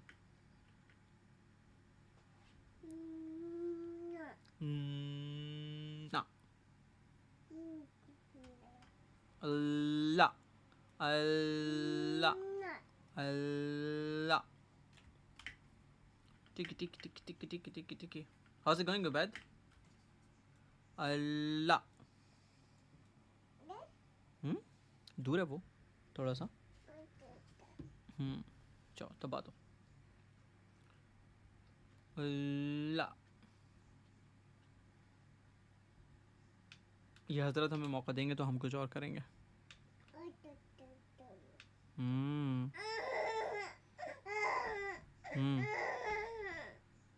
क्या हुआ? ताता ताता. और चको सही time पे निकल गए. अब इस टाइम अजाब बना हुआ है इधर सब. हाँ यार, फैमिली ऑब्वियसली वहाँ पे है तो it is a bit concerning. It's a lot concerning. But अल्लाह मियाँ आसानी करे. यानी कि हम दुआ तो यही करते हैं कि अल्लाह ताला इस काबिल बनाए कि हमें बाहर रहने की ज़रूरत ना पड़े. तो देखें, दुआ करें, अल्लाह मियाँ आसानी करें. It's a tough world or a tougher situation right now. अच्छा मेरे साथ सिचुएशन थोड़ी सी डिफरेंट थी. I didn't want to go out of Pakistan. तो पहले तो मैं काफ़ी अरसे तक जो है वो I was absolutely against it कि नहीं फैमिली को छोड़ के थोड़ी जाना है. फिर उसके बाद जब मेरा फिर मूड बना जाने का कि अच्छा चलें ठीक है अब मैं निकलता हूँ, it will be good for exposure, या देखते हैं कुछ पता चलेगा बाकी दुनिया में क्या होता है. तो देन एवरीबडी वाज लाइक नहीं कहाँ जा रहे हो. लाइक क्या ये क्या मजाक है. बट या from the beginning I was not the one, because obviously no one wants to live away from their families. So obviously I miss my parents quite a lot. I miss my siblings, I miss my parents. So yeah, it's not fun. अल्लाह ताला आसानी करे, अल्लाह ताला की कोई ना कोई मसलियत होगी. But yes, it's a bit weird. बहुत सारी अच्छी पॉजिटिव चीज़ें भी है, बहुत सारी चीज़ें ऐसी हैं जो देखने में बहुत फ़ायदेमंद नहीं लगती. बट ऑब्वियसली कोई ना कोई इसमें बेहतरी होगी. Yes exactly. It's very tough. The more you think about them the more you get sad. और लेकिन ये है कि अल्हम्दुलिल्लाह I am in constant touch with my family. तो अब उसमें वो एग्जैक्ट बात तो नहीं आती, लेकिन still on a daily basis we chat. तो फिर हमें पता होता है कि हाँ अच्छा ये क्या चल रहा है, कहाँ क्या चल रहा है. माँ ये तो ख़त्म हो गई. अब ख़त्म हो गई. अब तो बिल्कुल ही ख़त्म हो गई. Parenting is very difficult there. हाँ यार, अभी our kid is really small, तो अभी हमें इतना पता नहीं चल रहा. बट और I don't personally go out quite a lot, तो इतना ज़्यादा पता नहीं चलता कि व्हाट्स गोइंग ऑन. लेकिन जब हम बाहर निकलते हैं तो फिर हमें पता चलता है कि ओके ये सारे मसले मसाइल हैं. तो yes I know, I mean कुछ वही बात है, कुछ बेनिफिट्स भी हैं, कुछ लॉसेस भी हैं। बेनिफिट्स ये हैं कि बच्चों की एक्टिविटीज़ बहुत अच्छी हैं। फॉर एग्ज़ाम्पल स्विमिंग इनकॉर्पोरेटेड है करिकुलम के अंदर, स्पोर्ट्स इनकॉर्पोरेटेड है करिकुलम के अंदर, फैसिलिटीज़ बहुत सारी हैं। मतलब अक्सर हम जब बाहर निकलते हैं तो वही वही सोच आती है कि यार ये पाकिस्तान में होता है, ये कराची में होता तो कितना अच्छा होता। तो फॉर एग्ज़ाम्पल पार्क्स हो गए, सिर्फ पार्क्स ही अगर हमारे पास आ जाएँ तो बहुत सारे लोगों को उससे फ़ायदा होगा, ख़ास तौर पे बच्चों को। जो खेलने के मौक़े हैं, फ़ुटबॉल हो गई, टेबल टेनिस हो गई, इन सारी चीज़ों के, तो वो ही इतने हो जाते हैं कि आपका दिन उससे अच्छा चले आता है। अभी हमारा अनफॉर्चुनेटली एंटरटेनमेंट जो है वो सिर्फ खाना ही है। तो उसके अलावा पार्क्स हो गए, रिक्रिएशनल एक्टिविटीज़ हो गई, आउटडोर जिम्स हो गए, ये सारी चीज़ें हैं ही नहीं। तो ये तो मैं बहुत ही मतलब बेसिक लेवल की बात कर रहा हूँ।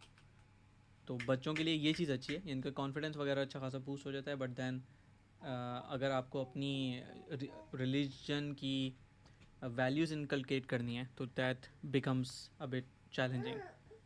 क्योंकि फिर सवाल वो ये है कि ये पाँच या ये 500 लोग मेरी क्लास के अंदर ये काम कर रहे हैं और आप तो मुझे कुछ और कहने करने का, तो फिर क्या हो। तो देखें, अल्लाह ताला आसानी करे, हम तो कुछ भी नहीं कर सकते।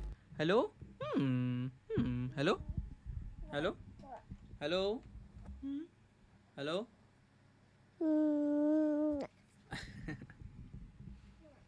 न्या। अब अब्बू काम कर लें क्या हैं? छोटे छोटे लड्डू। पानी पीना, पानी पी लेता है।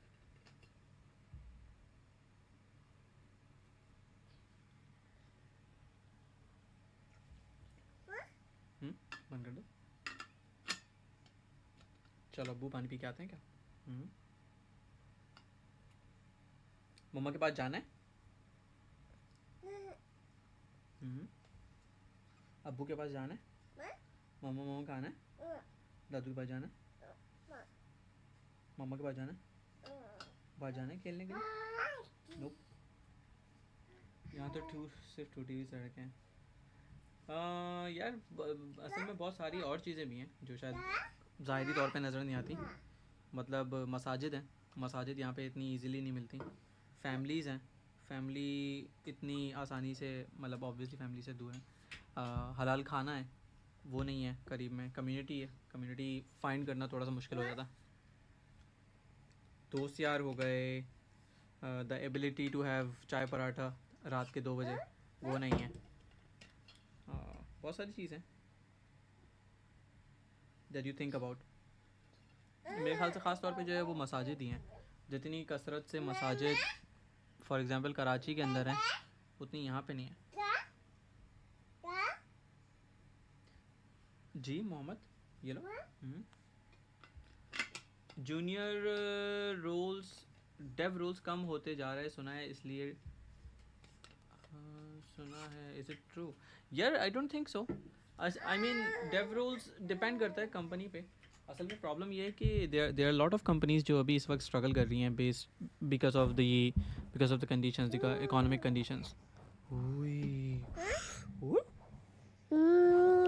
ना, तो अभी there is a lot of companies जो स्ट्रगल कर रही हैं based on the situation that we have in Pakistan. तो the idea obviously for a lot of companies is to make money as much as possible, especially those who are not doing really good with finances. So if you want to do good in a company, then you need good projects, high paying projects, and then you don't have the luxury to assign junior developers to high paying projects. So I think in near future maybe it's not as bad as it seems like, but इंशाल्लाह हमारी situation better हो जाएगी। But एक concern है कि that can become a problem. पर I think अभी I don't think it's a problem to be honest. Ghulam Qadir, what should I learn after JavaScript? You should learn to create projects. तो languages सीख के या videos देख के ना स्टॉप ना कर दें अपना प्रोसेस। उसके बाद बहुत सारी एप्लीकेशंस बनाएं, क्या, और उसके बाद उन एप्लीकेशंस को लोगों को दिखाएं, उनको रिव्यू करवाएं, उन पे फीडबैक लीजिए। फीडबैक लेने के बाद then continue building on those. और मुझे अभी ये देखना है कि मगरिब में कितना टाइम रह गया, because I want to finish this as soon as possible. लेकिन इट सीम्स लाइक कि हम थोड़ा सा आउट ऑफ टाइम जा रहे हैं। है ना मोहम्मद? चले नमाज पढ़ेंगे।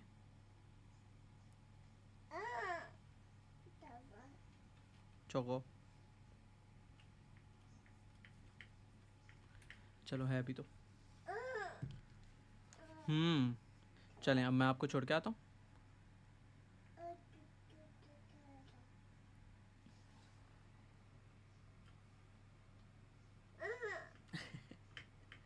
लड्डू चलें।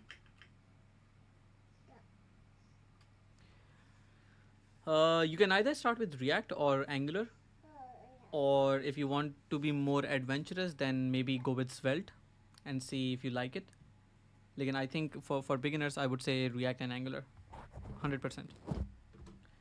If you're looking to work on large scale applications, then Angular would be the way to go. अच्छा आ जाते हैं।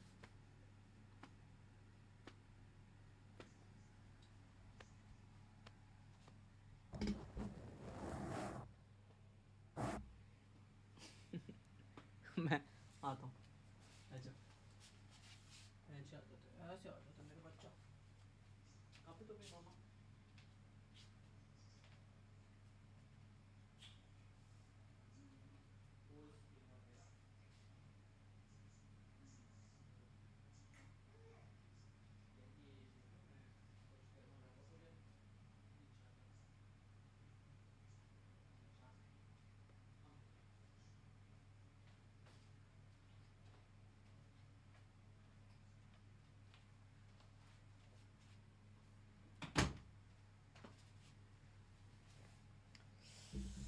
एहसन भाई क्या आपके कोर्स काफ़ी हैं HTML CSS को यूज़ करके रिस्पॉन्सिव वेबसाइट्स बनाने के लिए?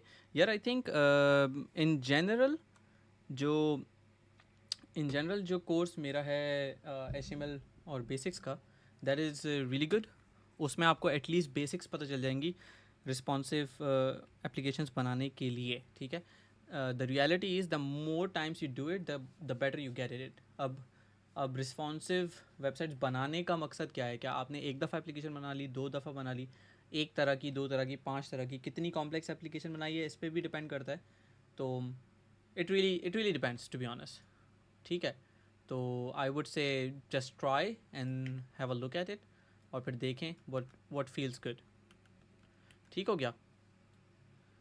तो let's try this actually app config and in the Firebase providers can we try to do this?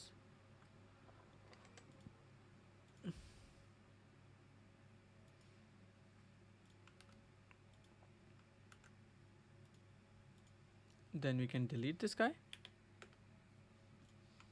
and let's see if I can make this work. Sir, which one do you recommend, Flutter or React? Do you mean React Native and Flutter, or Flutter or React? Flutter, or are you asking for web or mobile?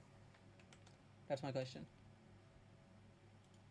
Please work, please work, please work. No, it doesn't.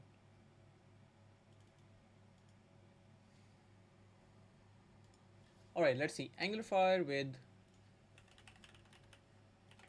standalone app.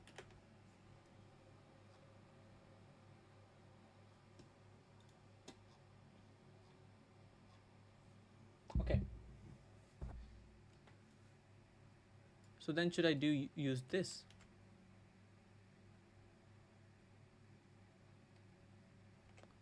Okay, then I should be doing this. And then I should be importing this guy. Angular Fire module.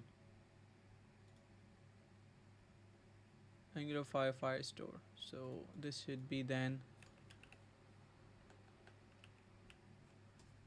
this should be import from Angular Fire, and this should be then,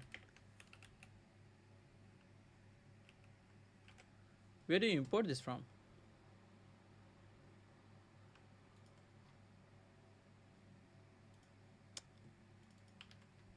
This is from compat. Aha.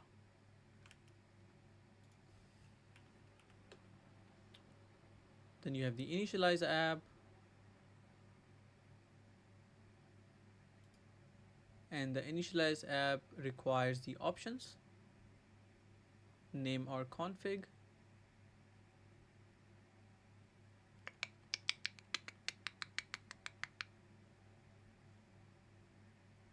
Hmm.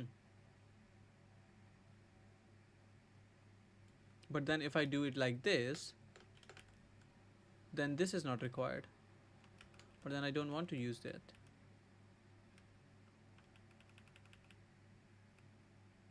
Hmm. Yeah, I was hoping this would work, but we'll see. Config, component, main TS, app config.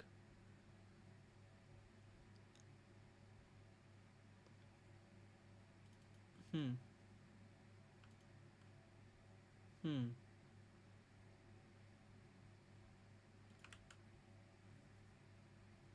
Hmm. So when we use app config.ts, it should run via this, but then we also have get app,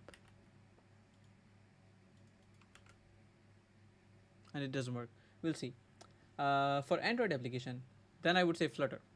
Portfolio site बनाने के लिए पूछ रहा.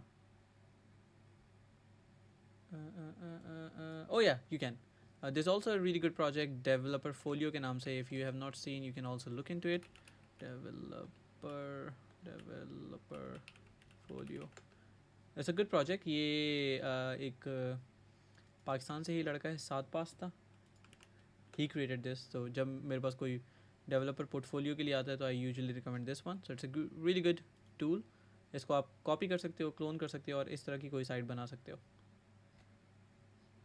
So this is then your experiences, education, open source projects. It's really good, really nice. So you can use that. मैंने link share कर दिया chat के अंदर. ठीक है.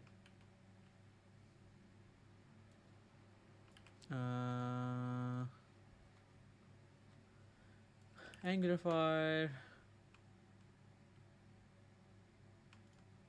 Mm-hmm. Mm-hmm.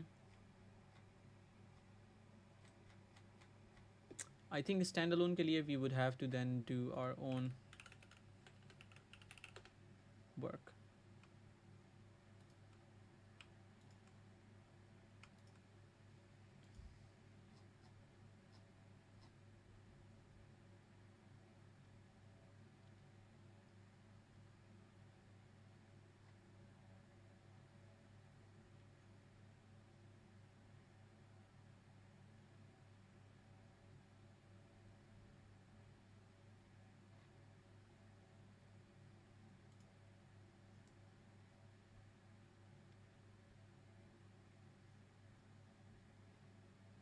Hmm. So they say that in the providers, import providers from Firebase app, initialize app worked, but it does not work for me. It does not work for me though. No problem at all. So in here we do have, but we do have a why do we have a module? Standalone true, blah blah blah. But main TS has the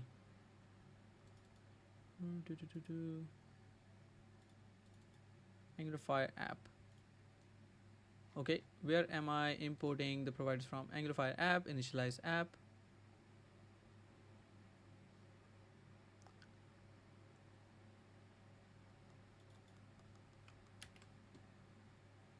Then we have the app config.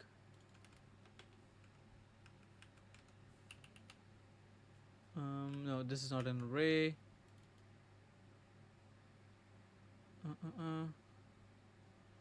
Then the app config is used for the main TS, so this is used here. Then we are putting this as well. But then should I be using the Angular 5 module here or not? I think I should not be. Angular 5 module, and this should come from import from Angular Fire compat. and this should be Angular module. But if I do this, I think it's still, it should not be working.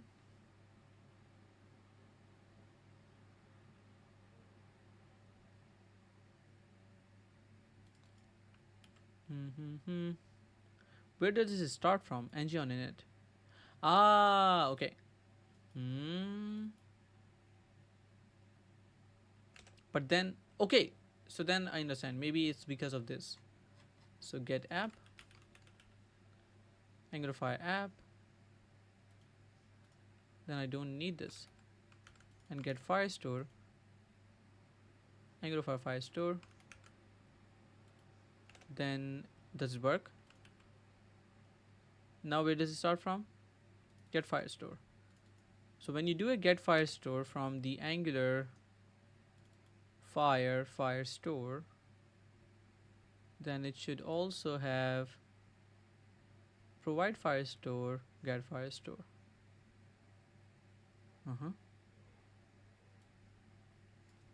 Okay. But then should I be using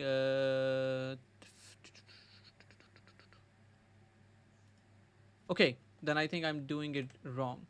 So let's go to Angular Firestore documentation. So Angular Firestore.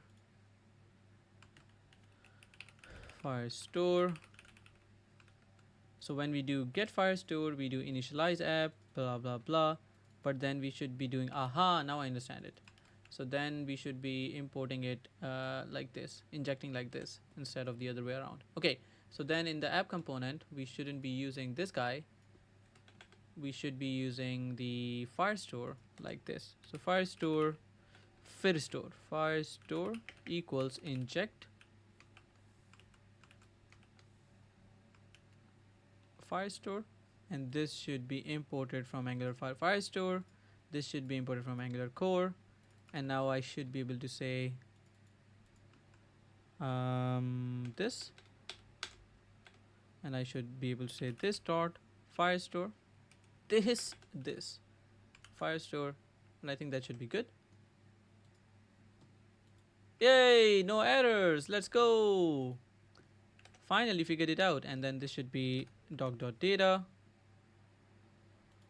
Hey, let's go, drop latest. So now we have one event that we can see. And then can I look at the data of the stream bot, which should be, let's close this, this,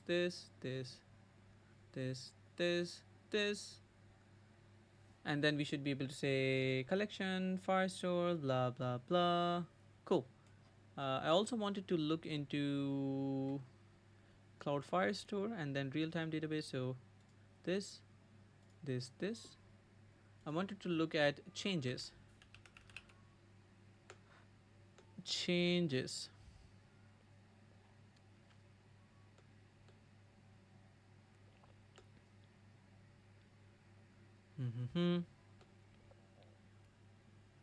So I'm gonna open the light for some reason. Seems like a bit too harsh. Okay, so then I think the document change, this is the one that I'm looking at. With the exception of the value changes, each streaming method of the document change action. Document change action gives you the type of payload. So then I want to look at this value changes. Each streaming method returns an observable of document change. So I think we can do something like collection, and I think we can do something like on changes. No.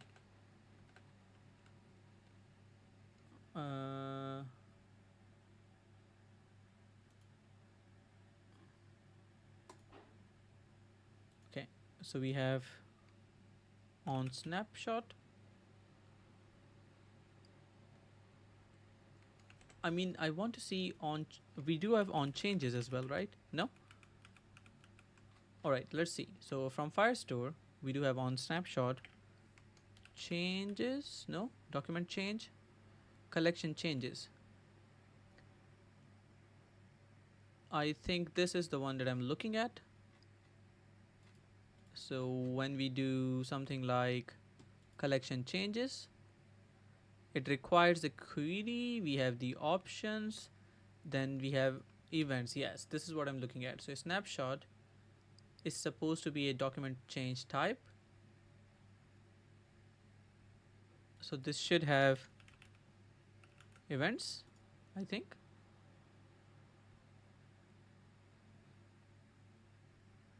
Wait a second. So on collection changes, this one has, aha, okay. So first is query, second is options, and then we have observable. Okay, then we can do something like this. So collection changes dot subscribe, and then we have a next, inside which we have changes, and then we can do something like changes dot for each change, and then we would have to have a type. So I think I saw a type right here. So document change action and document change document snapshot. So I think these should be here. It's probably one of the worst codes that I've written in a while for Angular, but let's see. Okay, so now we should have a document change. Oh, but I think this should be from the okay, so we should have it rather from the document change.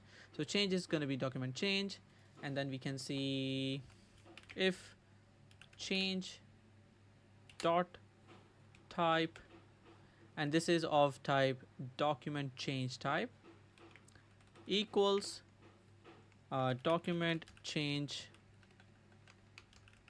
type. Can I get it from here? Document, no. Document change type, no. Is that an interface? No. So document change, oh, we have document change type already here, right? So then we can do this document change type, and here we can say document change type dot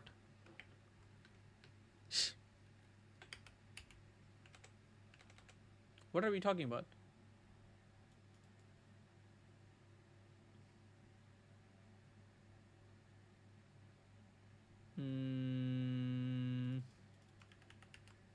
Document change type, okay, so it's already there.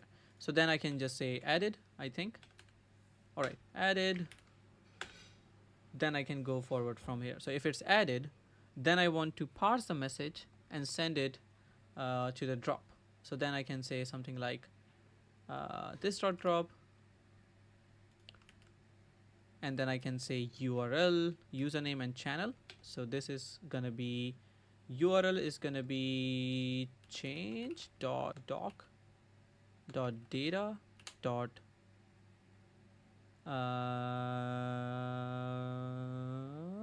it should be image URL.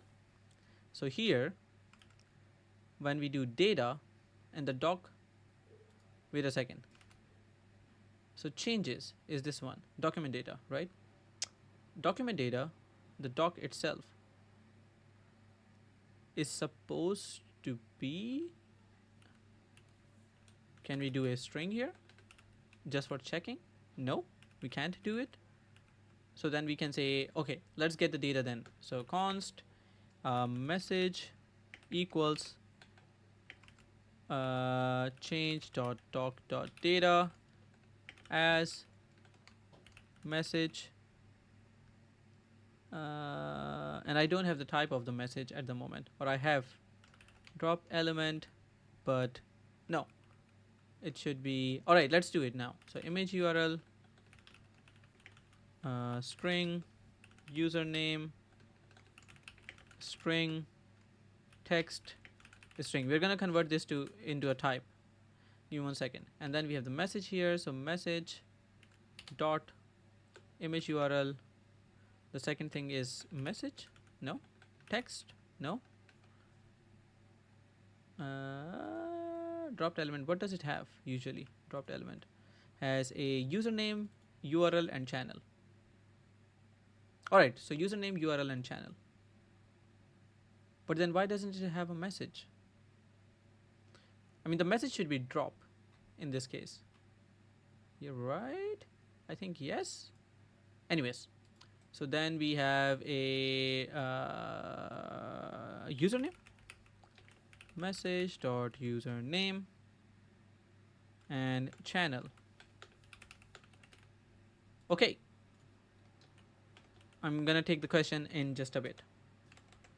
So now if I go here, you can see undefined being there. What build system are you using, or will you recommend for plain simple React.js, web apps, Webpack, Vite, or Parcel? I will recommend Parcel for sure. Okay, so username. What happened to username? Let's see the Firebase data. Is it? Oh, it's a small username. That makes sense. All right, let's see now. So there you go. You can see Restream IO, right? So everyone, can you try sending a message in the chat that says drop? So that would be exclamation drop. So try sending a message in the chat that says exclamation drop.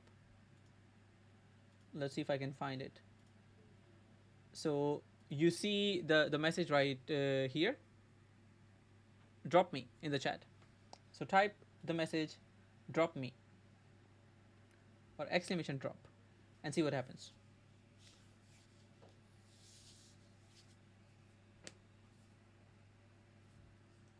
So you have to type exclamation drop.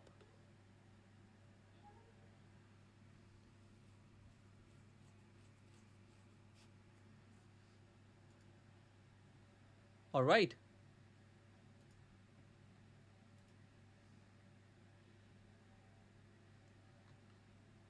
Someone said drop me. Stop observing, start observing. Let's see.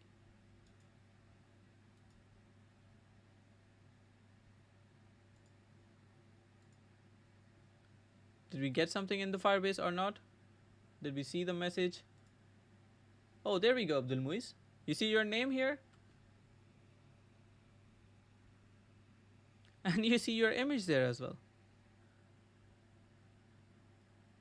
Cool. So that is the whole idea. So if anyone sends a message to the chat that says drop me, you will see your message. You will see your you'll see your image as well here, and you'll see a rocket that comes in here. So if I do drop me, then it should also come in here. There we go. And if you hit the rocket, then you should see your name on the screen or on the score right here as well.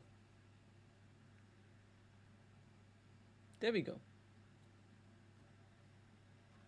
And we can remove this guy from here, the drop game. So we have only one on the screen now. And if I try to do the same here, drop, and if I go here, there you go. So you can see this being dropped here as well. So now our extension is sort of finished because now we are able to send messages along with that. The only thing that I have as a problem is we have too much space for some reason. So we have dropped here, which somehow has a bottom of 10, but it has somewhat a height. Why does it have a height? Let's see. So this one has a rotate. We have an image.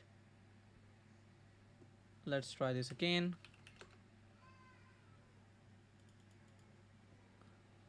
Oh, there we go. So now if I try to see the image, no. So this guy has an image which doesn't show, right? But then we have this image which is right there. But why do they have a height? The top is unset. Then we have this guy.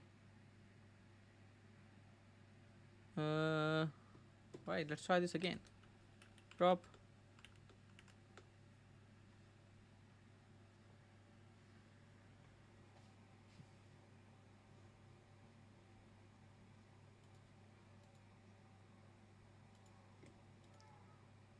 Let's see. Okay, so then now if I have a look at this guy, this element has a height, it has a bottom, 10 pixel, position fixed, display fixed.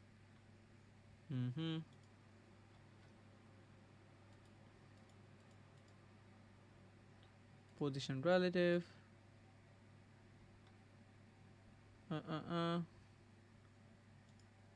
And then you have a transform origin top left, but the image itself, is it not display none? I think it's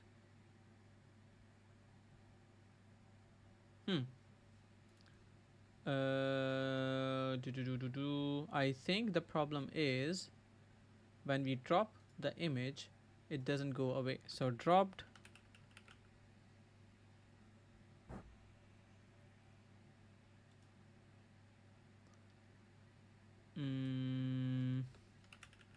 Display be none.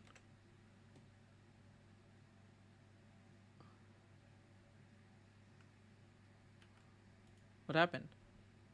Let's see.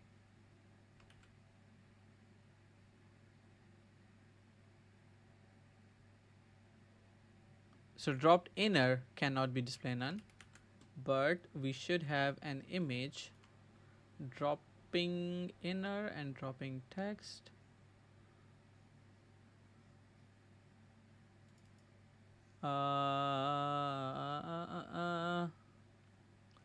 Alright, let's do one thing. In the app component, we have clear timeout.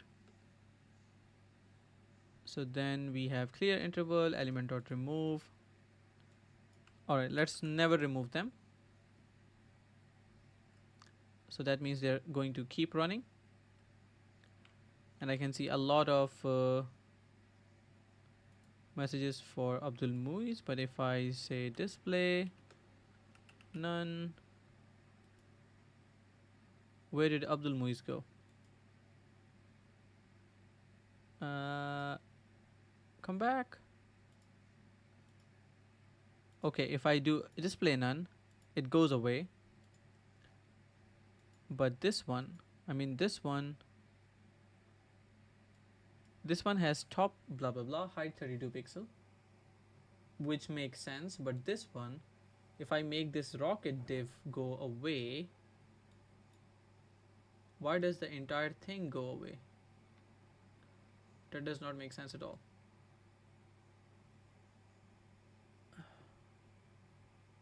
Is it because it doesn't have a height? Could be. So when then we have the width set to 32 pixel as well.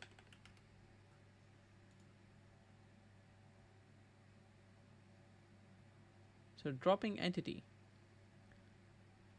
is animation shake, position absolute, and the width itself should be, we can say something like the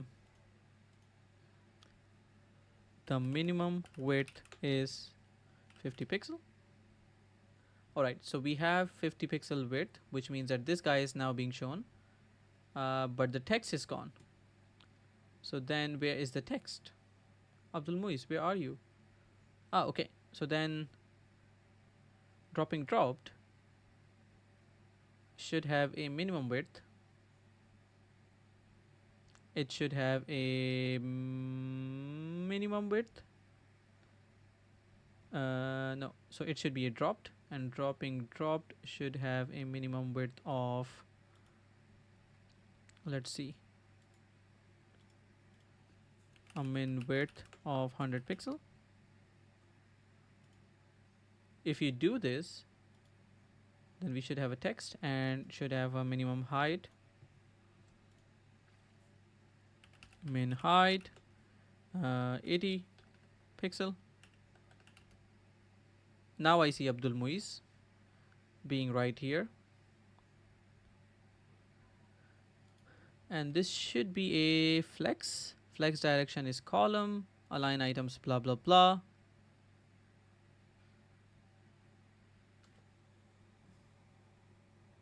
My stylings are not great.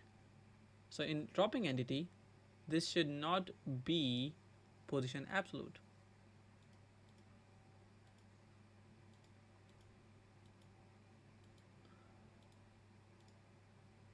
So if this is not position absolute, then I think we should be good. Okay, so let's try one thing. So in the app component CSS, or not app component CSS, but style CSS, we have the dropping position absolute for the dropped.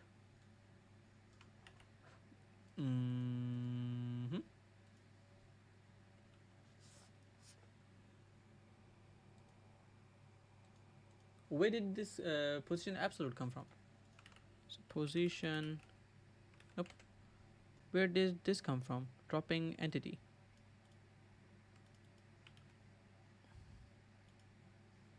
Ah, okay. So dropping entity, where are you? Ah, okay. So then we should have something like dropped position relative. Okay, let's see now. Okay, so we have Abdul Muiz there. Let's see if I can find Abdul Muiz, and in here I can then go and make this guy dropping parachute display none.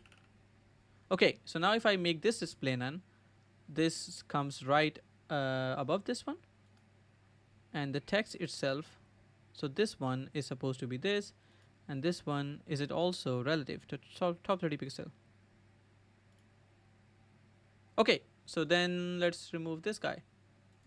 So dropping drop text position relative. Okay, now we good. So now we can do something like this. Awesome. And now I think if we remove the image of this guy and remove this to display none. Cool. Now we can see that these are adjusted automatically. So I think this is good. So display none on the parachute.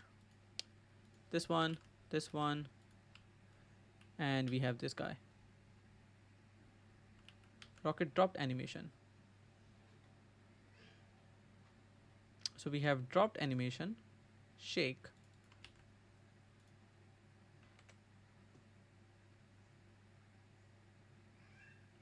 There we go. Parachute.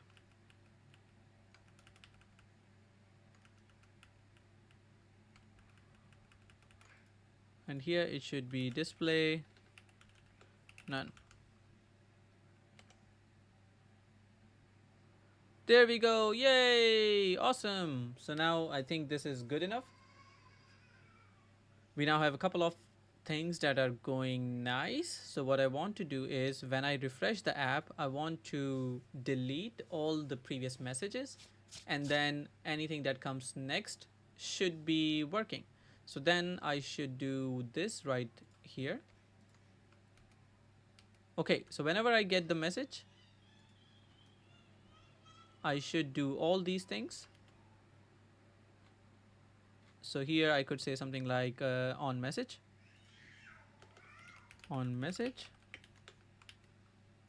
do this dot show dartboard, show scoreboard, show extend timeout, and then we should have this guy right there. And here we can say this dot on message, and then we can pass message,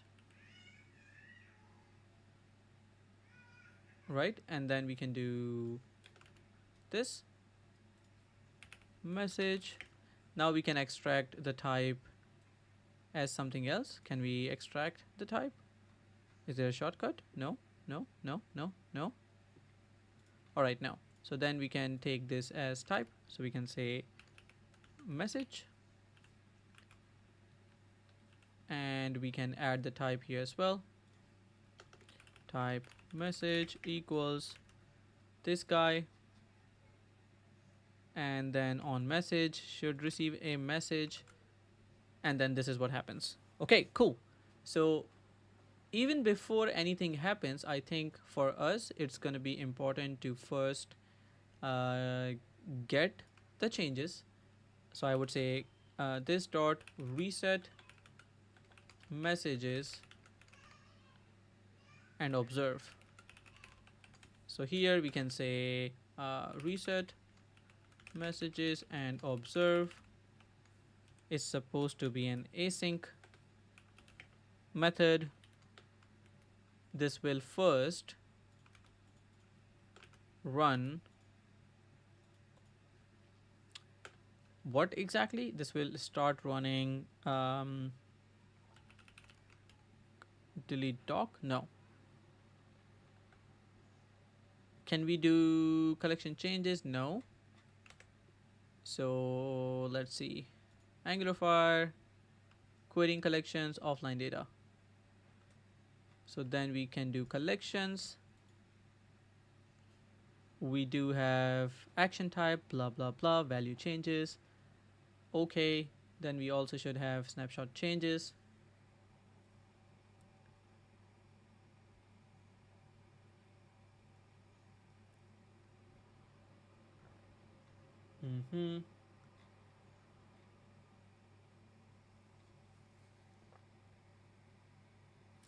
State changes.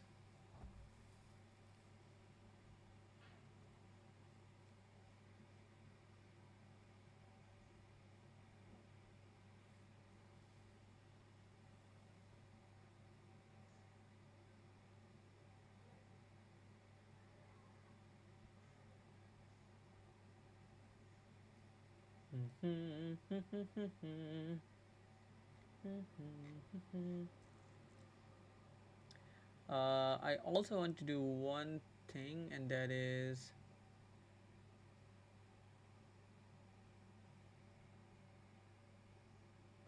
deleting a collection. So if I want to do something like delete field, delete doc, I mean, if I delete the doc on a reference, then would it clear everything? So if I do await doc and I do messages collection ref,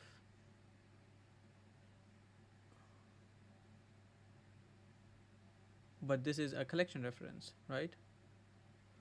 Yes. All right, let's see then. Angular Fire delete collection.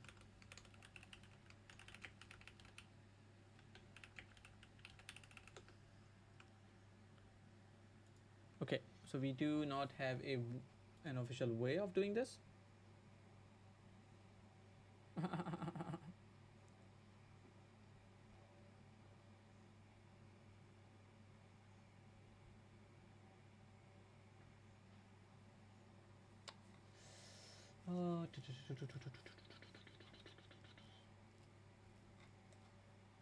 This is closed, however. Why is this closed?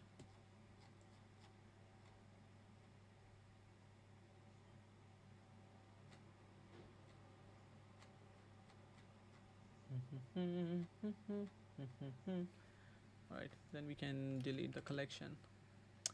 But let's test the function as well. So we do have the path, but that should be, I think that should not be the collection, so we don't need the path. Then we do need for a then we do need a collection, but we already have a collection, right? But the collection ref message collection ref is declared but never used. We can use a query snapshot above like but then we can do something like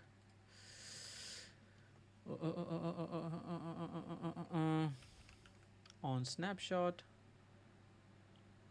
but does it keep the snapshot open? Or we can say get collection. No, get docs. Here we should have the message collection. Dot docs dot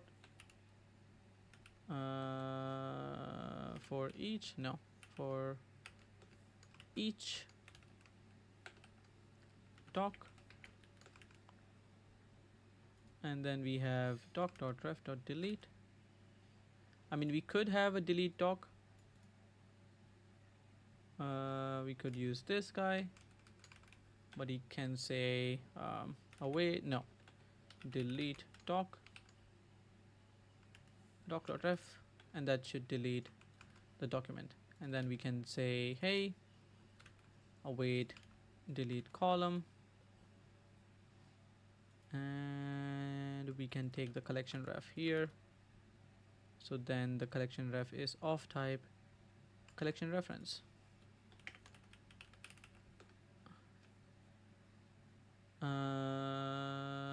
Yeah, this dot delete call. All right, so then I should have deleted all the things from my database, and I refresh this, hopefully. If I go right here, refresh. All right, nothing in the messages. Or is there? Messages, query builder, no, panel view. So is there anything in the messages? No. Home, no messages. Cool. So now if I start looking into my restream, and if I am observing the data, then I should be able to say drop,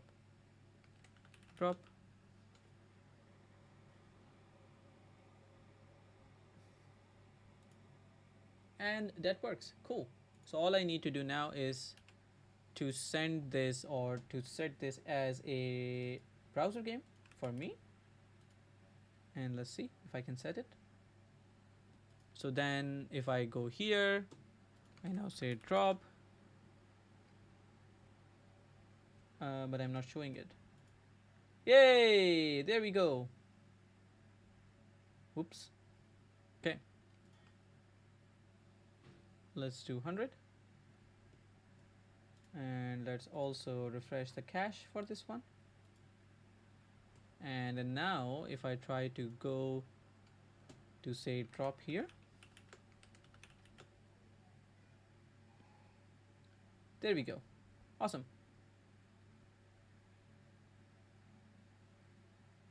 Cool. Awesome. So I think the only thing is to just deploy this, and we should be then good. So now if I go to, if I now go to my tsconfig.json, and here actually my package.json, I should be able to run this as well. And if I do npm or ng deploy, what happens? Let's see.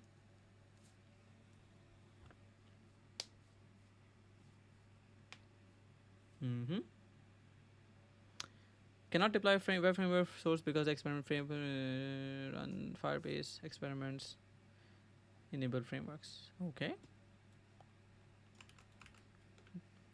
Let's see.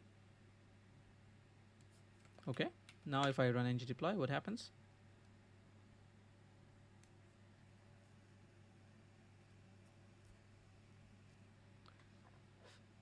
And just to make sure, did we end up in doing the timeout thingy? So in this one, we did have clear timeout, clear interval. Oh yeah, we never shut it off. So this needs to go away. There also needs to be no button in here, and I think now we're good. So refresh. There we go. So thank you for trying our early preview or Angular support for Firebase hosting, blah blah blah.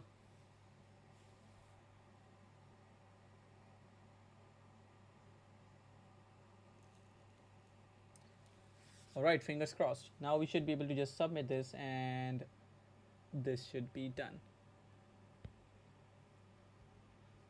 Alright, deploying to streambot, blah blah blah. There we go. So I'm assuming that the dist folder now has the base URL set. The base href is still this one. Okay, but it's still okay. So no base URL needed then. So if I go here, there we go. Awesome. We don't need anything at all then. So then if I start going to this page and instead use this API, then I should be good, right? So then all I need to do is to refresh. There is no streambot, there is no game. If I refresh here, everything is deleted. And now if I go to my app, there is no score. Super cool. And now all I need to do is just go into my drop game, refresh the cache, and now all I need to do is to start typing. So drop, and there we go. Yay! The only thing I'm unsure about is why do we have this weird dimensions, to be honest. So I'm not really sure why do we have these dimensions as weird. Do we need to zoom out a bit? Can I zoom out a bit as well? Okay, so then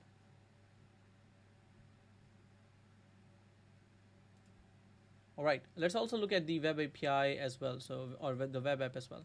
So in this case, this is the web app, so I should now have two of them. So if I now start going with dropcon, interact, filters, should I zoom out? Can I zoom out with this one? With custom frame rate. Okay, let's see. Refresh, and now we can start typing the message. So drop, and we should have them both. Okay, so here it looks good on the page. On the stream though, not really, because it is too much zoomed in. So OBS web or browser source zoom.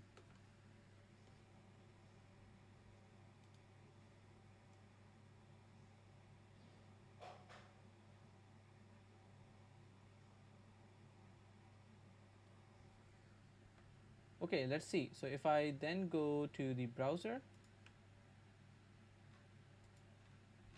no. So if I look at interact,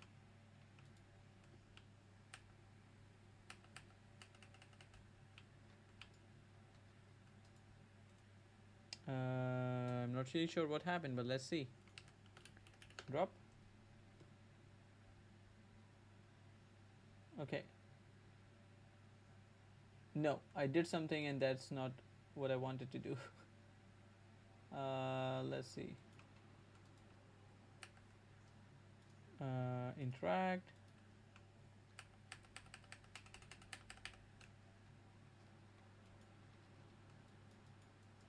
Nope, nothing is working, or this doesn't work. Let's see. What is the resolution of my displays? Display settings. So this one has a display setting of 2560 into 1440. So 2560 1440. If I do this, then I would have to drag this like this, and I think then it should be nice. but let's see. Uh, okay, I think I'm almost there. Let's see this, and then I can bring it a bit down. All right, let's see. The moment of truth. Drop. Yay! Now this looks nice, but it feels a bit weird. I'm gonna have to refresh the cache of it. The cache. Let's do this again. Drop. Okay. Will it ever reach? I think this is okay, right? What do you think? Is this good enough, or should I zoom in a bit more? What do you think?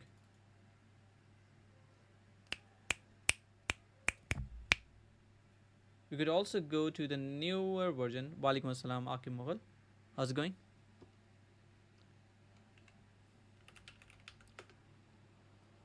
So then if I go to the other one, maybe we can go with 1920 into 1440. No.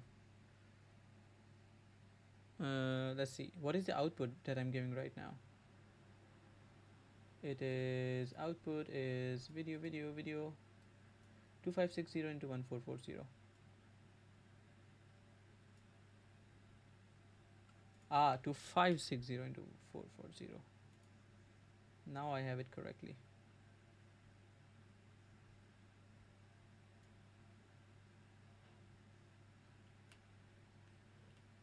There we go.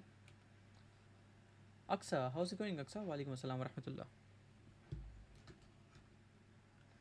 So whoever is joining the chat, can you type the message? It's exclamation drop in the chat.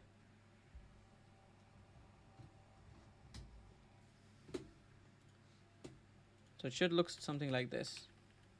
Drop. Try this message in the chat and see what happens.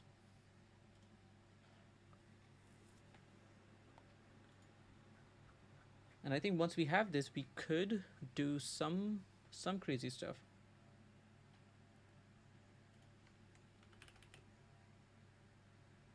And there we go. Awesome.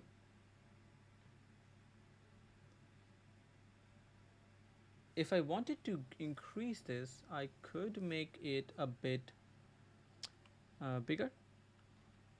So I'm learning full stack development these days. Awesome. That sounds good. I'm good as well. Thank you. Thank you for asking. I'm good. So let's quickly change this drop game.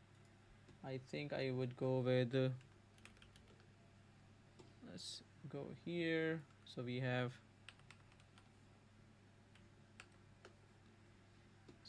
let's go, and then we also have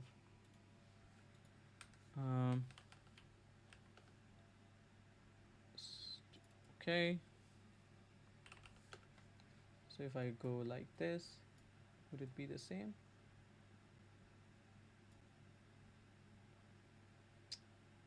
So then what is the high? Let's see.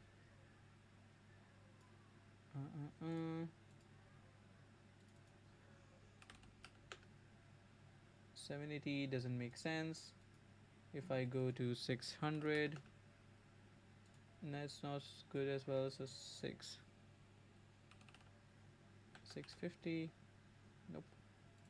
Should be 680 or 700, or is it 720? So 720p is the one. So if I now try to do a browser refresh, and if I try to do a drop,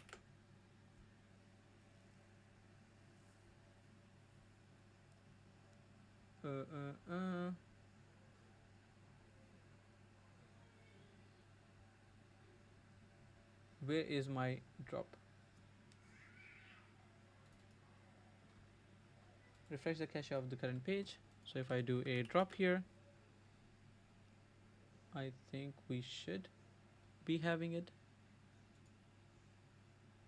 because this is observing it, right?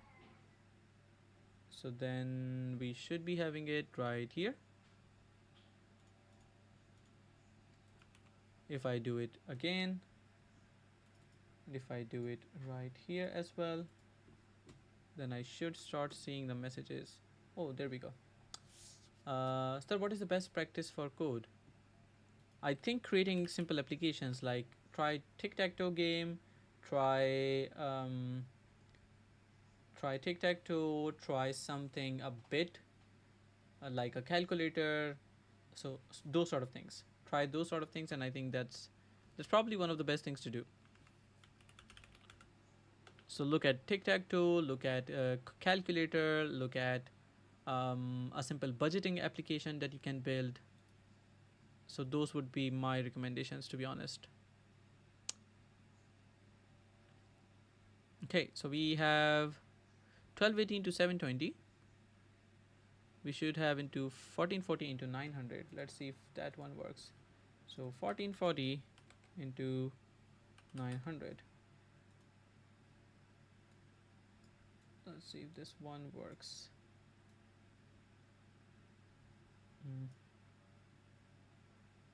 So this should be not 1440 into 900, but 1440 into 1600 into 900. 1600 into 900. That could work. Yeah, this seems a bit nice to me. Let's see if I can find this and make this work. So refresh. And now we do the drop. Let's see. There we go. I think this is nice. You can see the rocket, but then you can also see the icon as well. So whoever is watching this on the stream, try the message drop in the chat. And I can try to add this here as well in the bottom. Banner.svelte.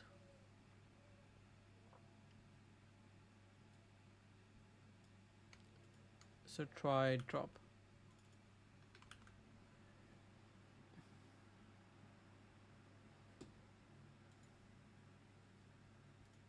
And let's fix this. And I think now we are good to go. So we have our stream deployed, we have our extension deployed, and all I need to do is I can come here, start observing messages, and then it works. And if I now stop it, and if I try to now do drop, nothing should work or nothing should happen. So we will not be seeing any chats, but if I say start observing messages, and now if someone tries to do a drop, then we quickly see the stream message. So I've linked now my extension with the the chat stream. So this is now working alongside. Cool. And this is a nice little tutorial whatsoever of how to work with Chrome extensions and React. So I can delete all of them now, and I can just work with one extension or one page and work with all of them. Super cool, right? And I also can see the data. Right now I don't have any more data, so to say, but I think whenever I refresh a page, I will see all of them. So now if I go here and if I look at my data, all the data is gone. So now if I start to do this again, start sending messages, then I should still see the chat to start working on it if I'm observing messages. But do I have to refresh the page?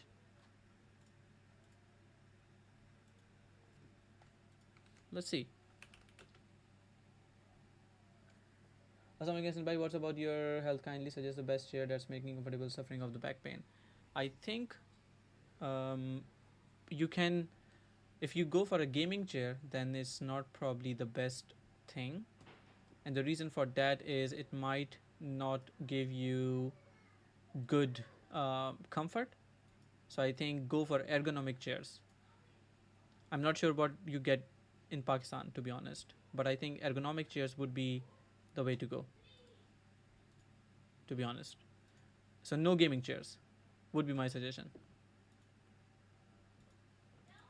The one I've got has both the things. It has um, the one I've got has both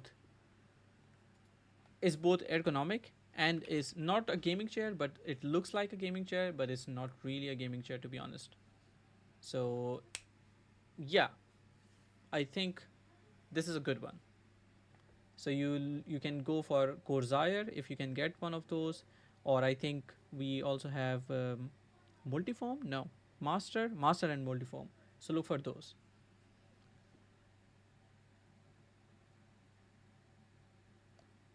Alrighty, so I think I'm done with this one. I'm gonna just push the code so everyone can then see it, and then we are going to take care of the rest of the stuff.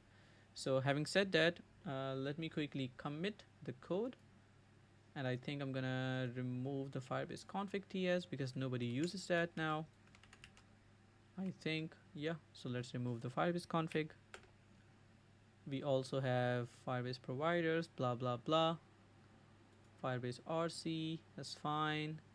Environments do have the messenger and the other ID, but I think it should be fine. I mean, you shouldn't have your Firebase API key in there, but I can remove that. And I can also remove the development as well. And now I can just publish this. Da da da, look at the code. Okay, app config, blah blah blah blah blah blah blah blah blah, and there we go. So git add, git commit, feed Firebase, or here we can say add Firebase to the app. We can push it, and now every one of you can get access to the app itself. Cool. So I can revert back my development code, and I think we should be good. Awesome. Cool. So now that we are about to wrap up, any questions? So we can take them, or we'll just go, and I can go. Stop observing. Awesome. So thank you everyone who joined. This was fun. How much did we stream for? About 2.5 hours. Okay, cool. So I'm gonna leave you as it is, and maybe we'll see you later. Thank you.